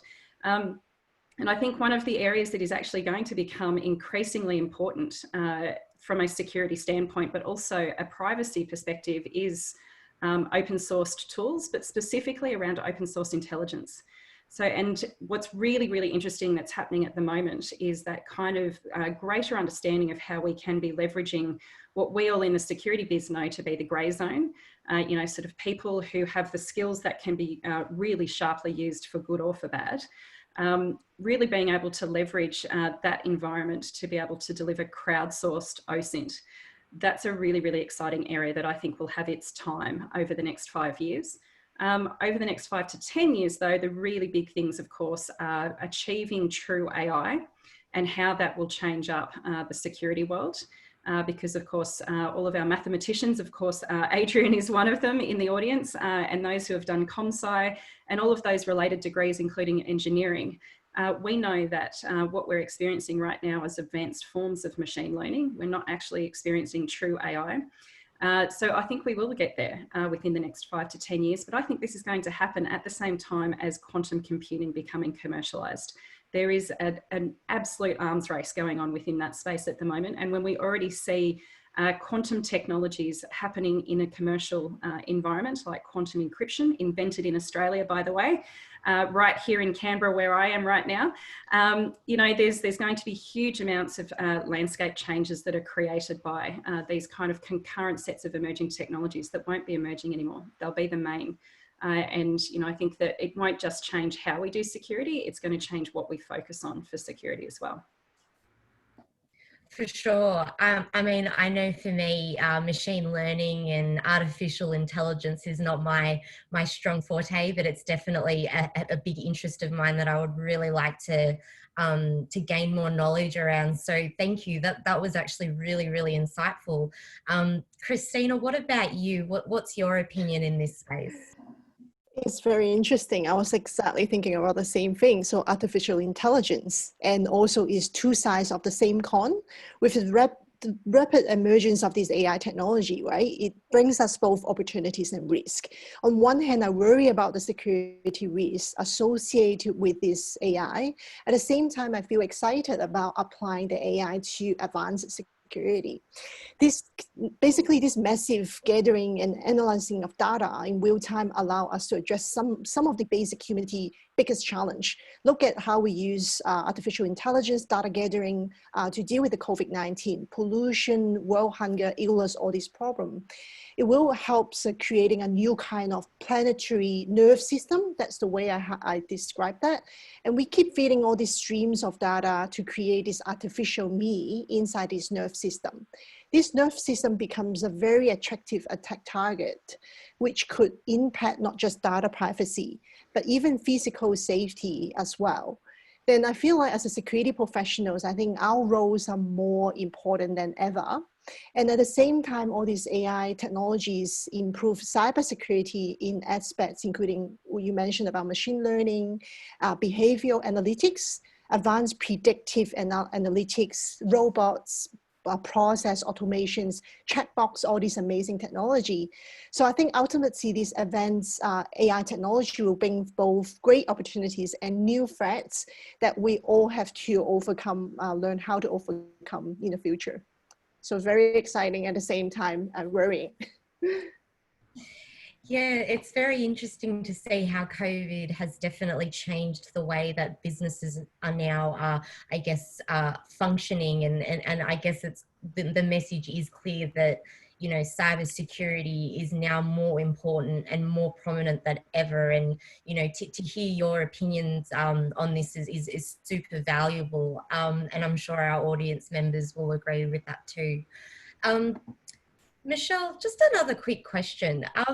During your long career in IT cybersecurity, has there ever been a security incident, or has there ever been an event that you've, I guess, come across or worked on that stuck with you? And if so, what was it and how did you deal with it? Yeah, it's this is an area that obviously is very hard for a lot of people to talk about. So I'm very, very happy to provide some examples where I can. So part of my career has been working for the Australian government, so the federal government of Australia. I sort of started to really hone in on the sort of management of cybersecurity at a national level in the final 6 years of my time in the government. I was in government for almost 14 years. And there was one particular incident that we ended up making public when the Australian landscape was really starting to have its first step up in cyber risk maturity. When we discovered that we really needed, or it's not that we discovered, we sort of started to understand as a country that it really is part of the weaponry of how we defend against malicious activity if we are disclosing what actually is going on. And so as part of the 2016 cybersecurity strategy for Australia, which I had a lot to do with the development of under first Tony Abbott and then Malcolm Turnbull, we decided that we really did need to, as part of launching that strategy, we needed to disclose that government, of course, was being attacked, but we needed to get specific. And so one of the incidents that we disclosed at the time of launching that strategy in April of 2016 was the quite significant malicious attack against the Bureau of Meteorology. And behind the scenes, you know, sort of when we announced that publicly that had happened, that was months and months after the actual attack itself, and I was involved behind the scenes in the machinations of trying to work through that incident. It was very complex, and I think for a lot of people who, you know, sort of take for granted a lot of the things that happen behind the scenes with security functions, like, for example, Asta and Salima doing what they do behind the scenes in their large organisations that have, you know, global footprints and huge numbers of customers. You sort of transpose that across into how you run a country. And I really truly mean run a country. You know, the Bureau of Meteorology, the sort of weather service at the national level of any country has so many dependencies on it. You think about how airports rely on the weather system. You think about the way that transport and logistics on the ground and the sea rely on weather systems. But we also then think about how military organisations rely on weather, and whether or not you can actually have the submarines being deployed, or whether or not you can have the fighter jets going out, or whether or not the soldiers that you've just deployed on the ground can sort of, you know, complete their mission without being encumbered by weather.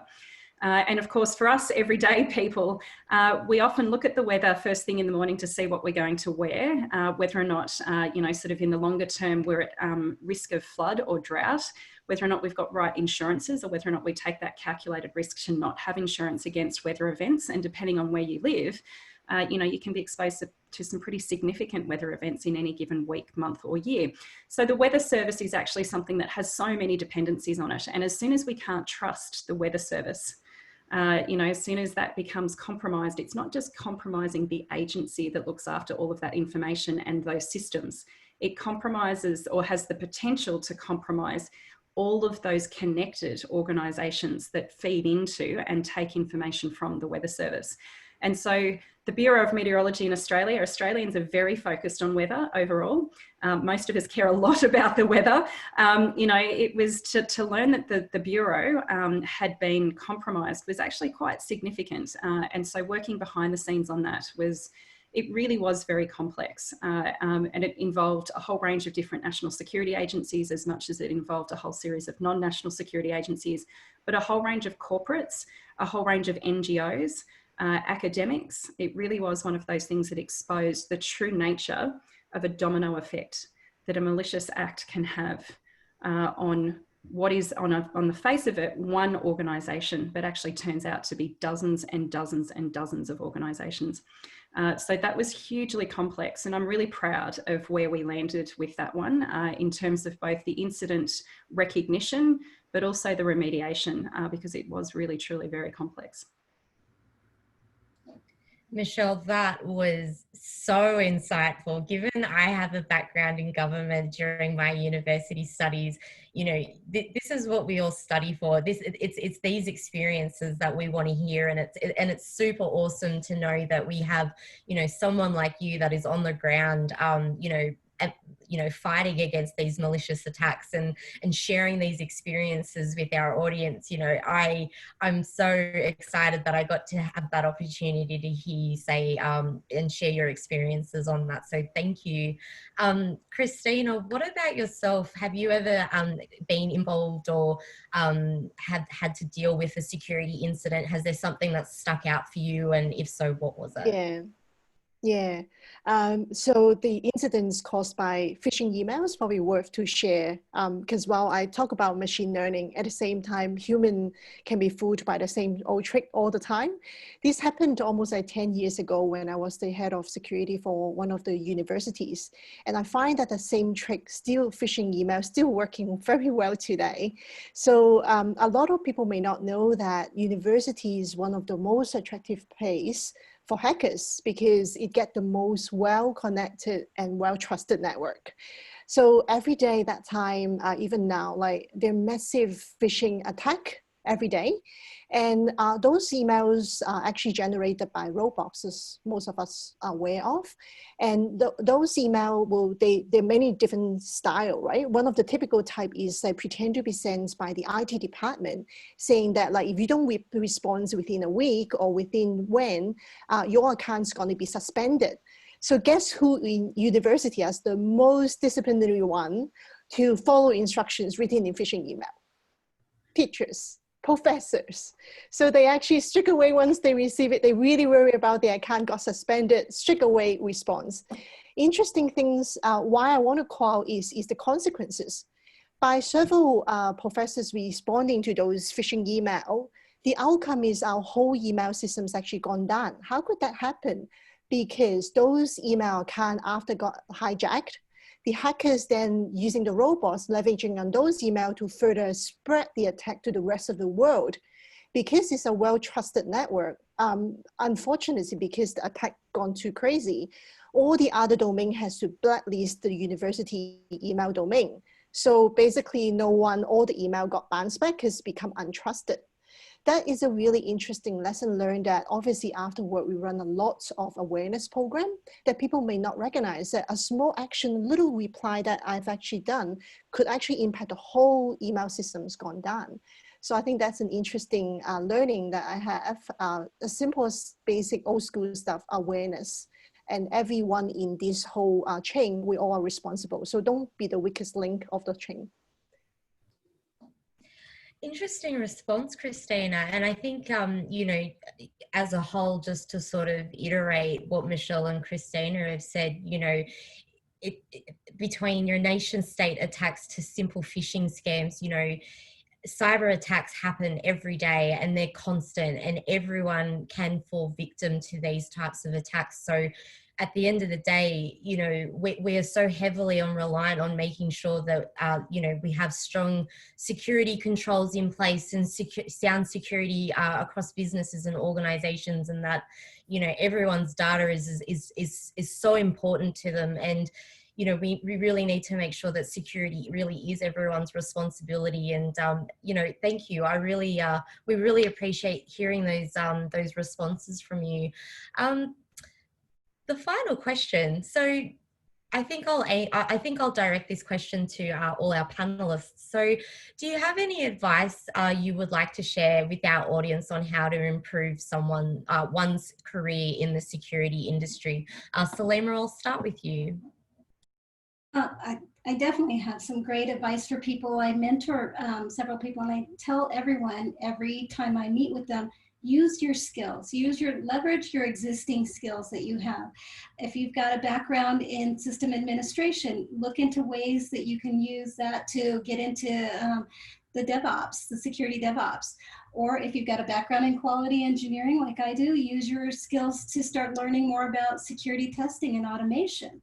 So those are, you know, that's one way. Another way is I'm a big fan of the security champion programs, especially the one that we have here at Atlassian, where we actually have security engineers that teach people inside our organization to help foster the security within their products. So you can advocate to be a security champion. If you don't have one at the company you're at, maybe help the security team create one, and then learn more about security to strengthen your security posture for that product that you're supporting. And last but not least, I'm a big fan about free training, online training like CTFs and Hack the Box, and or getting a mentor that's in security that can help guide you and shape you into the direction that you would like to move forward in. So those are a couple ways that you can use that are things that are available to you right now to help strengthen your opportunities within security. Fantastic advice, Salima. Michelle, what about you? Do you know, I think one of the most powerful things that we have that, you know, we know at least for the next several generations, like maybe the next 10 generations of humans, is that the robots that we're building and the AI that we're creating can't replicate intuition. And more than that, it can't take away our curiosity. Be curious. You know, and if you're curious, more often than not, what you're going to do is absorb information. And when you're absorbing information, when you're seeking out knowledge, you become so much more valuable to yourself, but you also can be so valuable to the security mission of your organization, or as, you know, working in a security company, providing that knowledge to your customers and clients. It's a team sport. So if we're curious, and if we care more about being curious, we're going to have it over those malicious actors. I love that word, curious. Definitely the word of the day is definitely curious. Christina, what about you?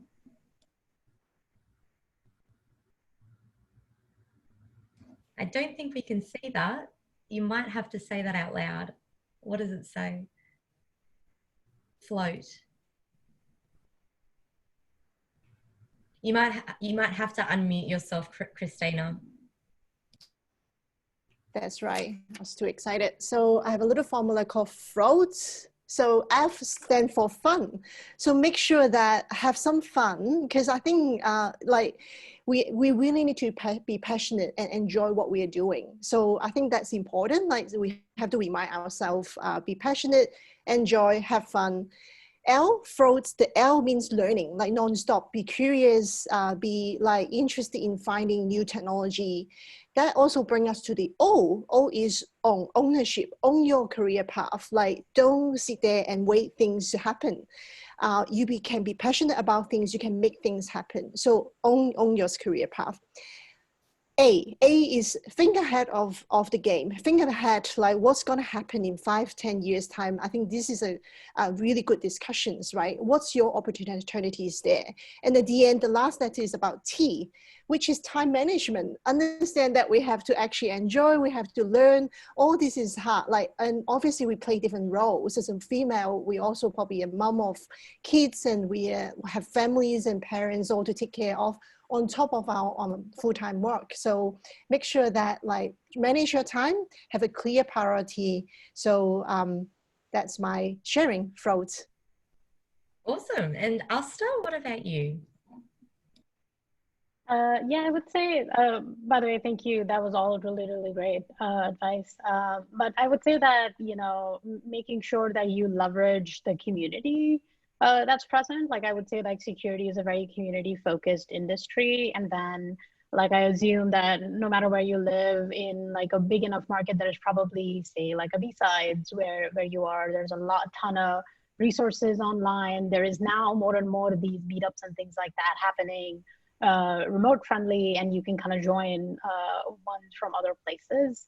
There's opportunities with things like bug bounty platforms for the first time ever for you to learn on real world production websites around the world, right? So leverage kind of the community and the learning that exists. And it's probably a lot easier than maybe it used to be 10 years ago. 100%. I couldn't agree with you more. So we have roughly about 8 minutes, and we're now up to our Q&A section. So again, the audience, if you have any questions that you would like our panelists to answer for you, now's the time to shoot those questions through to us. We do have one question that's come through already, and this is open for any of the panelists to answer. So the first question we've got come through is, how can we ensure unconscious bias is overcome in AI, especially if only a small percentage of women, especially of colour, are included in all aspects of AI? I'm happy to jump in. And then Asta. Yep, go shoot, Michelle. Oh, sorry, I didn't really realise that Asta was speaking. I didn't hear your voice. Right, sorry. I had the question thing over the top of it. I would just say that, of course, we have to participate. We can't sit back. We just can't. And we need to remember that AI is being developed all over the place. So if we think about advanced forms of machine learning, where they're actually being developed and then applied, it's not just in security, but it's in security teams across all different industries. And it's also not just in universities. So I think that one of the most powerful things that we can do is jump into the forums and, and lend our voice.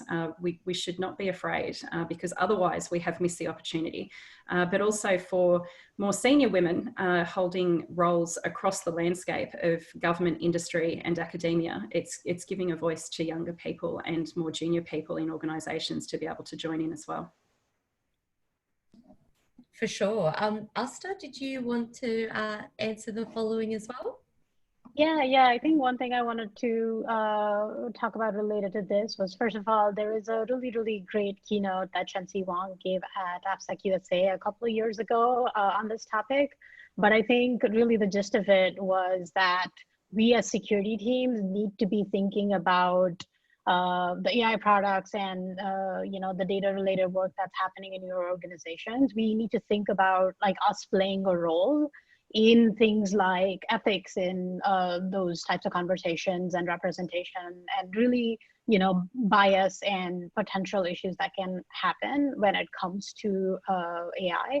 I would recommend checking out the whole talk, but I will say that it's as security teams, we just need to get more involved and maybe expand our role beyond kind of that technical security expertise that we bring to the table currently.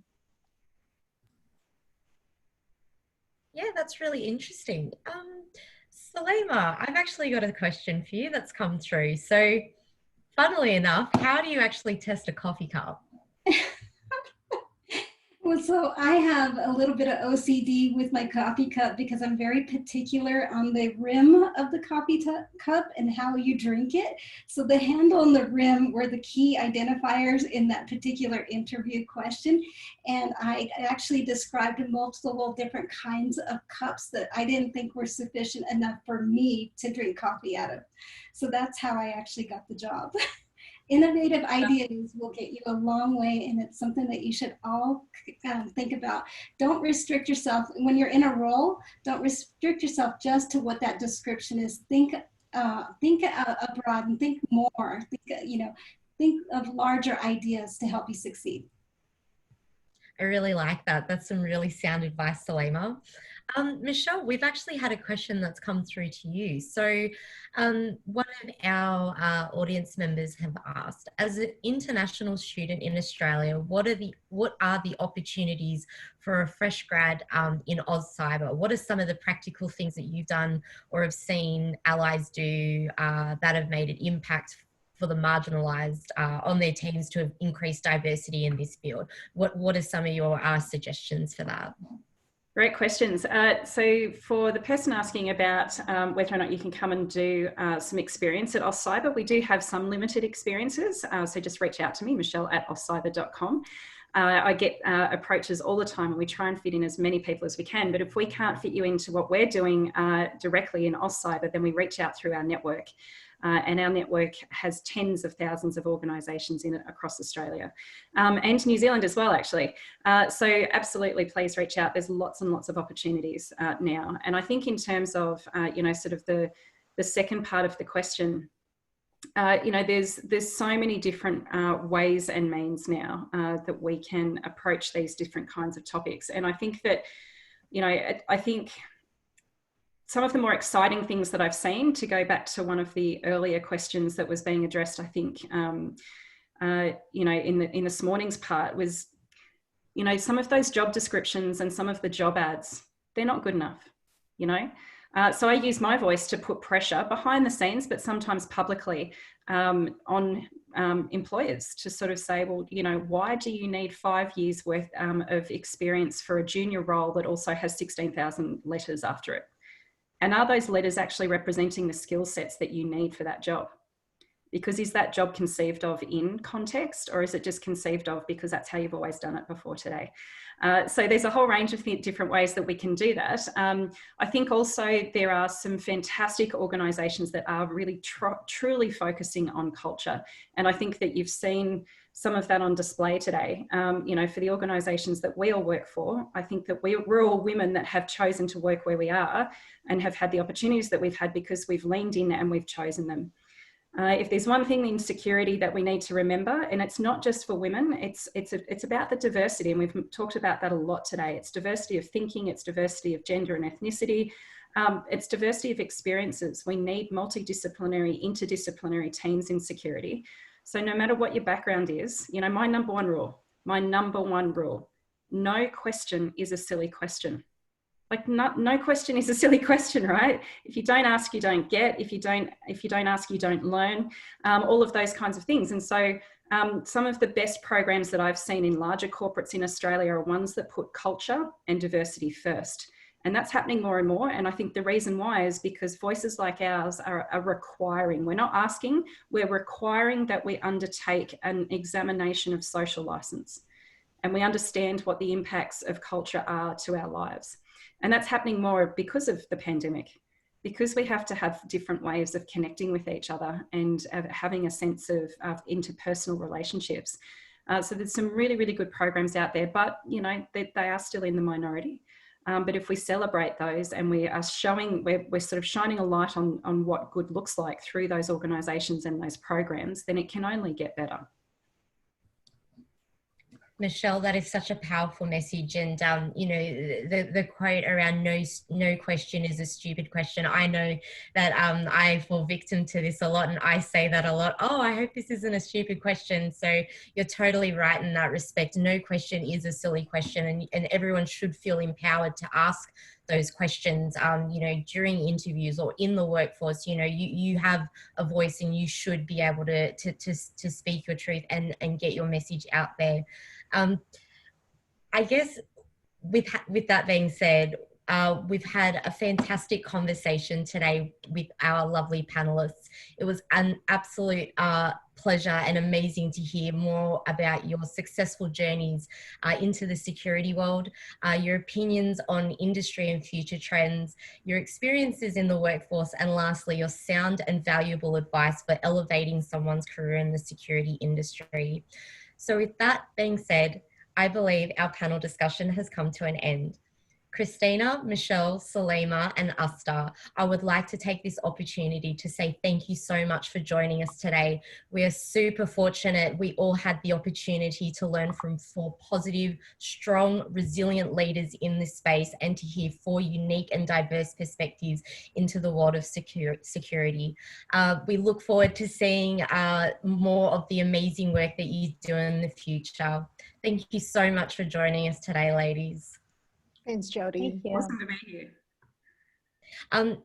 If anyone from our audience would like to reach out to our panelists today, myself or any of our keynote speakers today, also we are all connected on LinkedIn. So please send through those LinkedIn requests, send through those messages. We would all love to hear from you and hopefully, have that opportunity to mentor you into, your new career into the security world or help guide you through some things that you may potentially be having problems, not quite sure how to navigate through those things through within your workforce. So we're all available to you, so please do reach out. Ladies, again, please stay safe through these pressing times, and thank you so much for joining us today. I would now like to introduce the amazing Brianna Malcolmson. I'm very fortunate I get to work with this amazing individual every day. Brianna is an information security professional and an advisor with over 10 years of experience transforming the security posture of cloud-based companies. Most recently, she has founded the Red Team here at Atlassian, where she has helped drive foundational change to secure over 100,000 of our customers. Brianna, please take it away.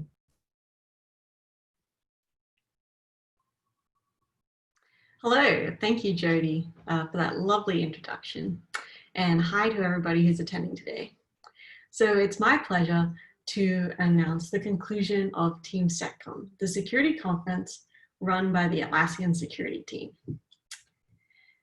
So I was super excited for this conference, and I'm just wowed by how amazing it was today and all of the great talks we had and questions and answer sessions.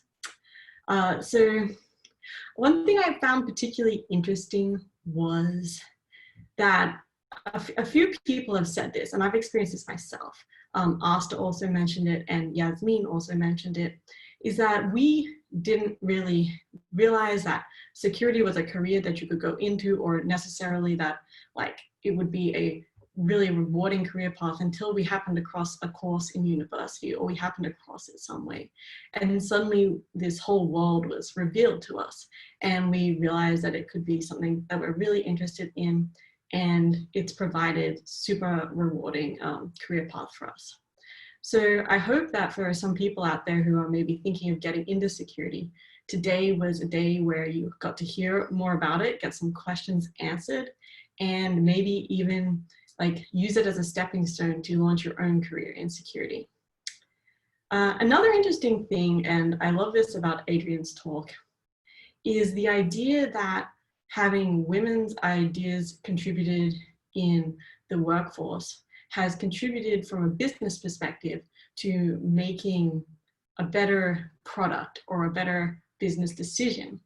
And so it's kind of this idea that having diversity and diversity of thought and diversity of different opinions isn't just great from a perspective of having it, but it's also quite often reveals these threat models that some people just have never thought of before. And we can incorporate those different threats and those different ways of thinking into our products to make them better. So I love that idea, and always love hearing more about that in those stories. So before I get on to the thank yous, I get to announce the results of the poll and the donations that we made to nonprofits. So as your gift for attending the conference, you got to vote on where you would like your attendee gift money to go. And so I've got the final numbers here. So with a vote of 20%, and we'll be sending $2,500 that will go towards the Malala Fund. Each of our speakers and panelists today also had an additional supercharged amount that they were able to donate on top, and they're donating an additional $600 to the Malala Fund, or will be donating on their behalf. With 27% of the votes and $3,375, that will be going to Black Girls Code. And the supercharged donation on top is an additional $200. And with 54% of your votes, then $6,750 will be going to the STARS Foundation, with an additional $400 from our speakers and panelists contributed on top. And so thank you so very much for attending, and thank you for donating. These are all very worthy causes that are going towards helping educate and empower women and girls. And so thank you for that. Round of applause. Clapping to myself here, but that's okay.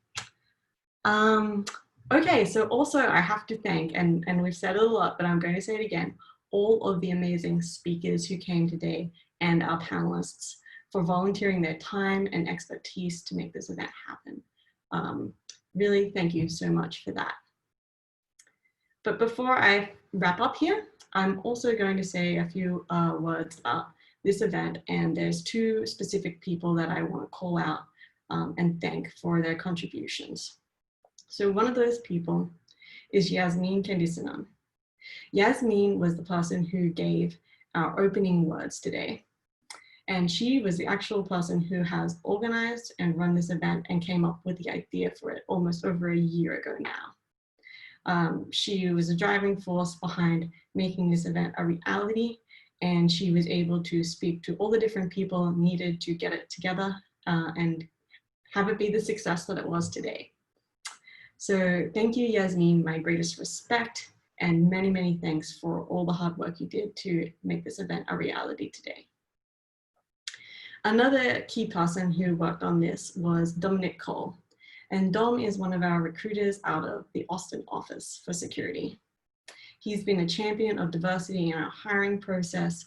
And when Yasmin spoke to him about her idea for the event, he not only said, yeah, it's a great idea, he stepped up. And he has been in every single planning meeting that I've been on for this event. He's reached out when we said we're not sure what we need to do. He's reached out to different groups and volunteered to find out the information we needed. So thank you also to Dom for your hard work in helping support us get this event underway. And finally, it's not just a few people running this, but there were a large number of people who really contributed to the event overall and making it a success. And I have a slide here with their names on it, so I'm just going to put that up and share that if I can find it. Oh, maybe I put it somewhere. Of course, I'm having last second computer problems here, but okay, well, I'm not going to say it, but I will say that there are more people than I can count to name off here to say special thanks to that helped organize and support us in this event. Okay, so that's the thank yous. The final thank you is to everyone who attended today. We really appreciate you joining us, asking all these insightful questions to our speakers and panelists. I really hope you had a wonderful time and enjoyed yourself and found out some interesting information and learned some new things.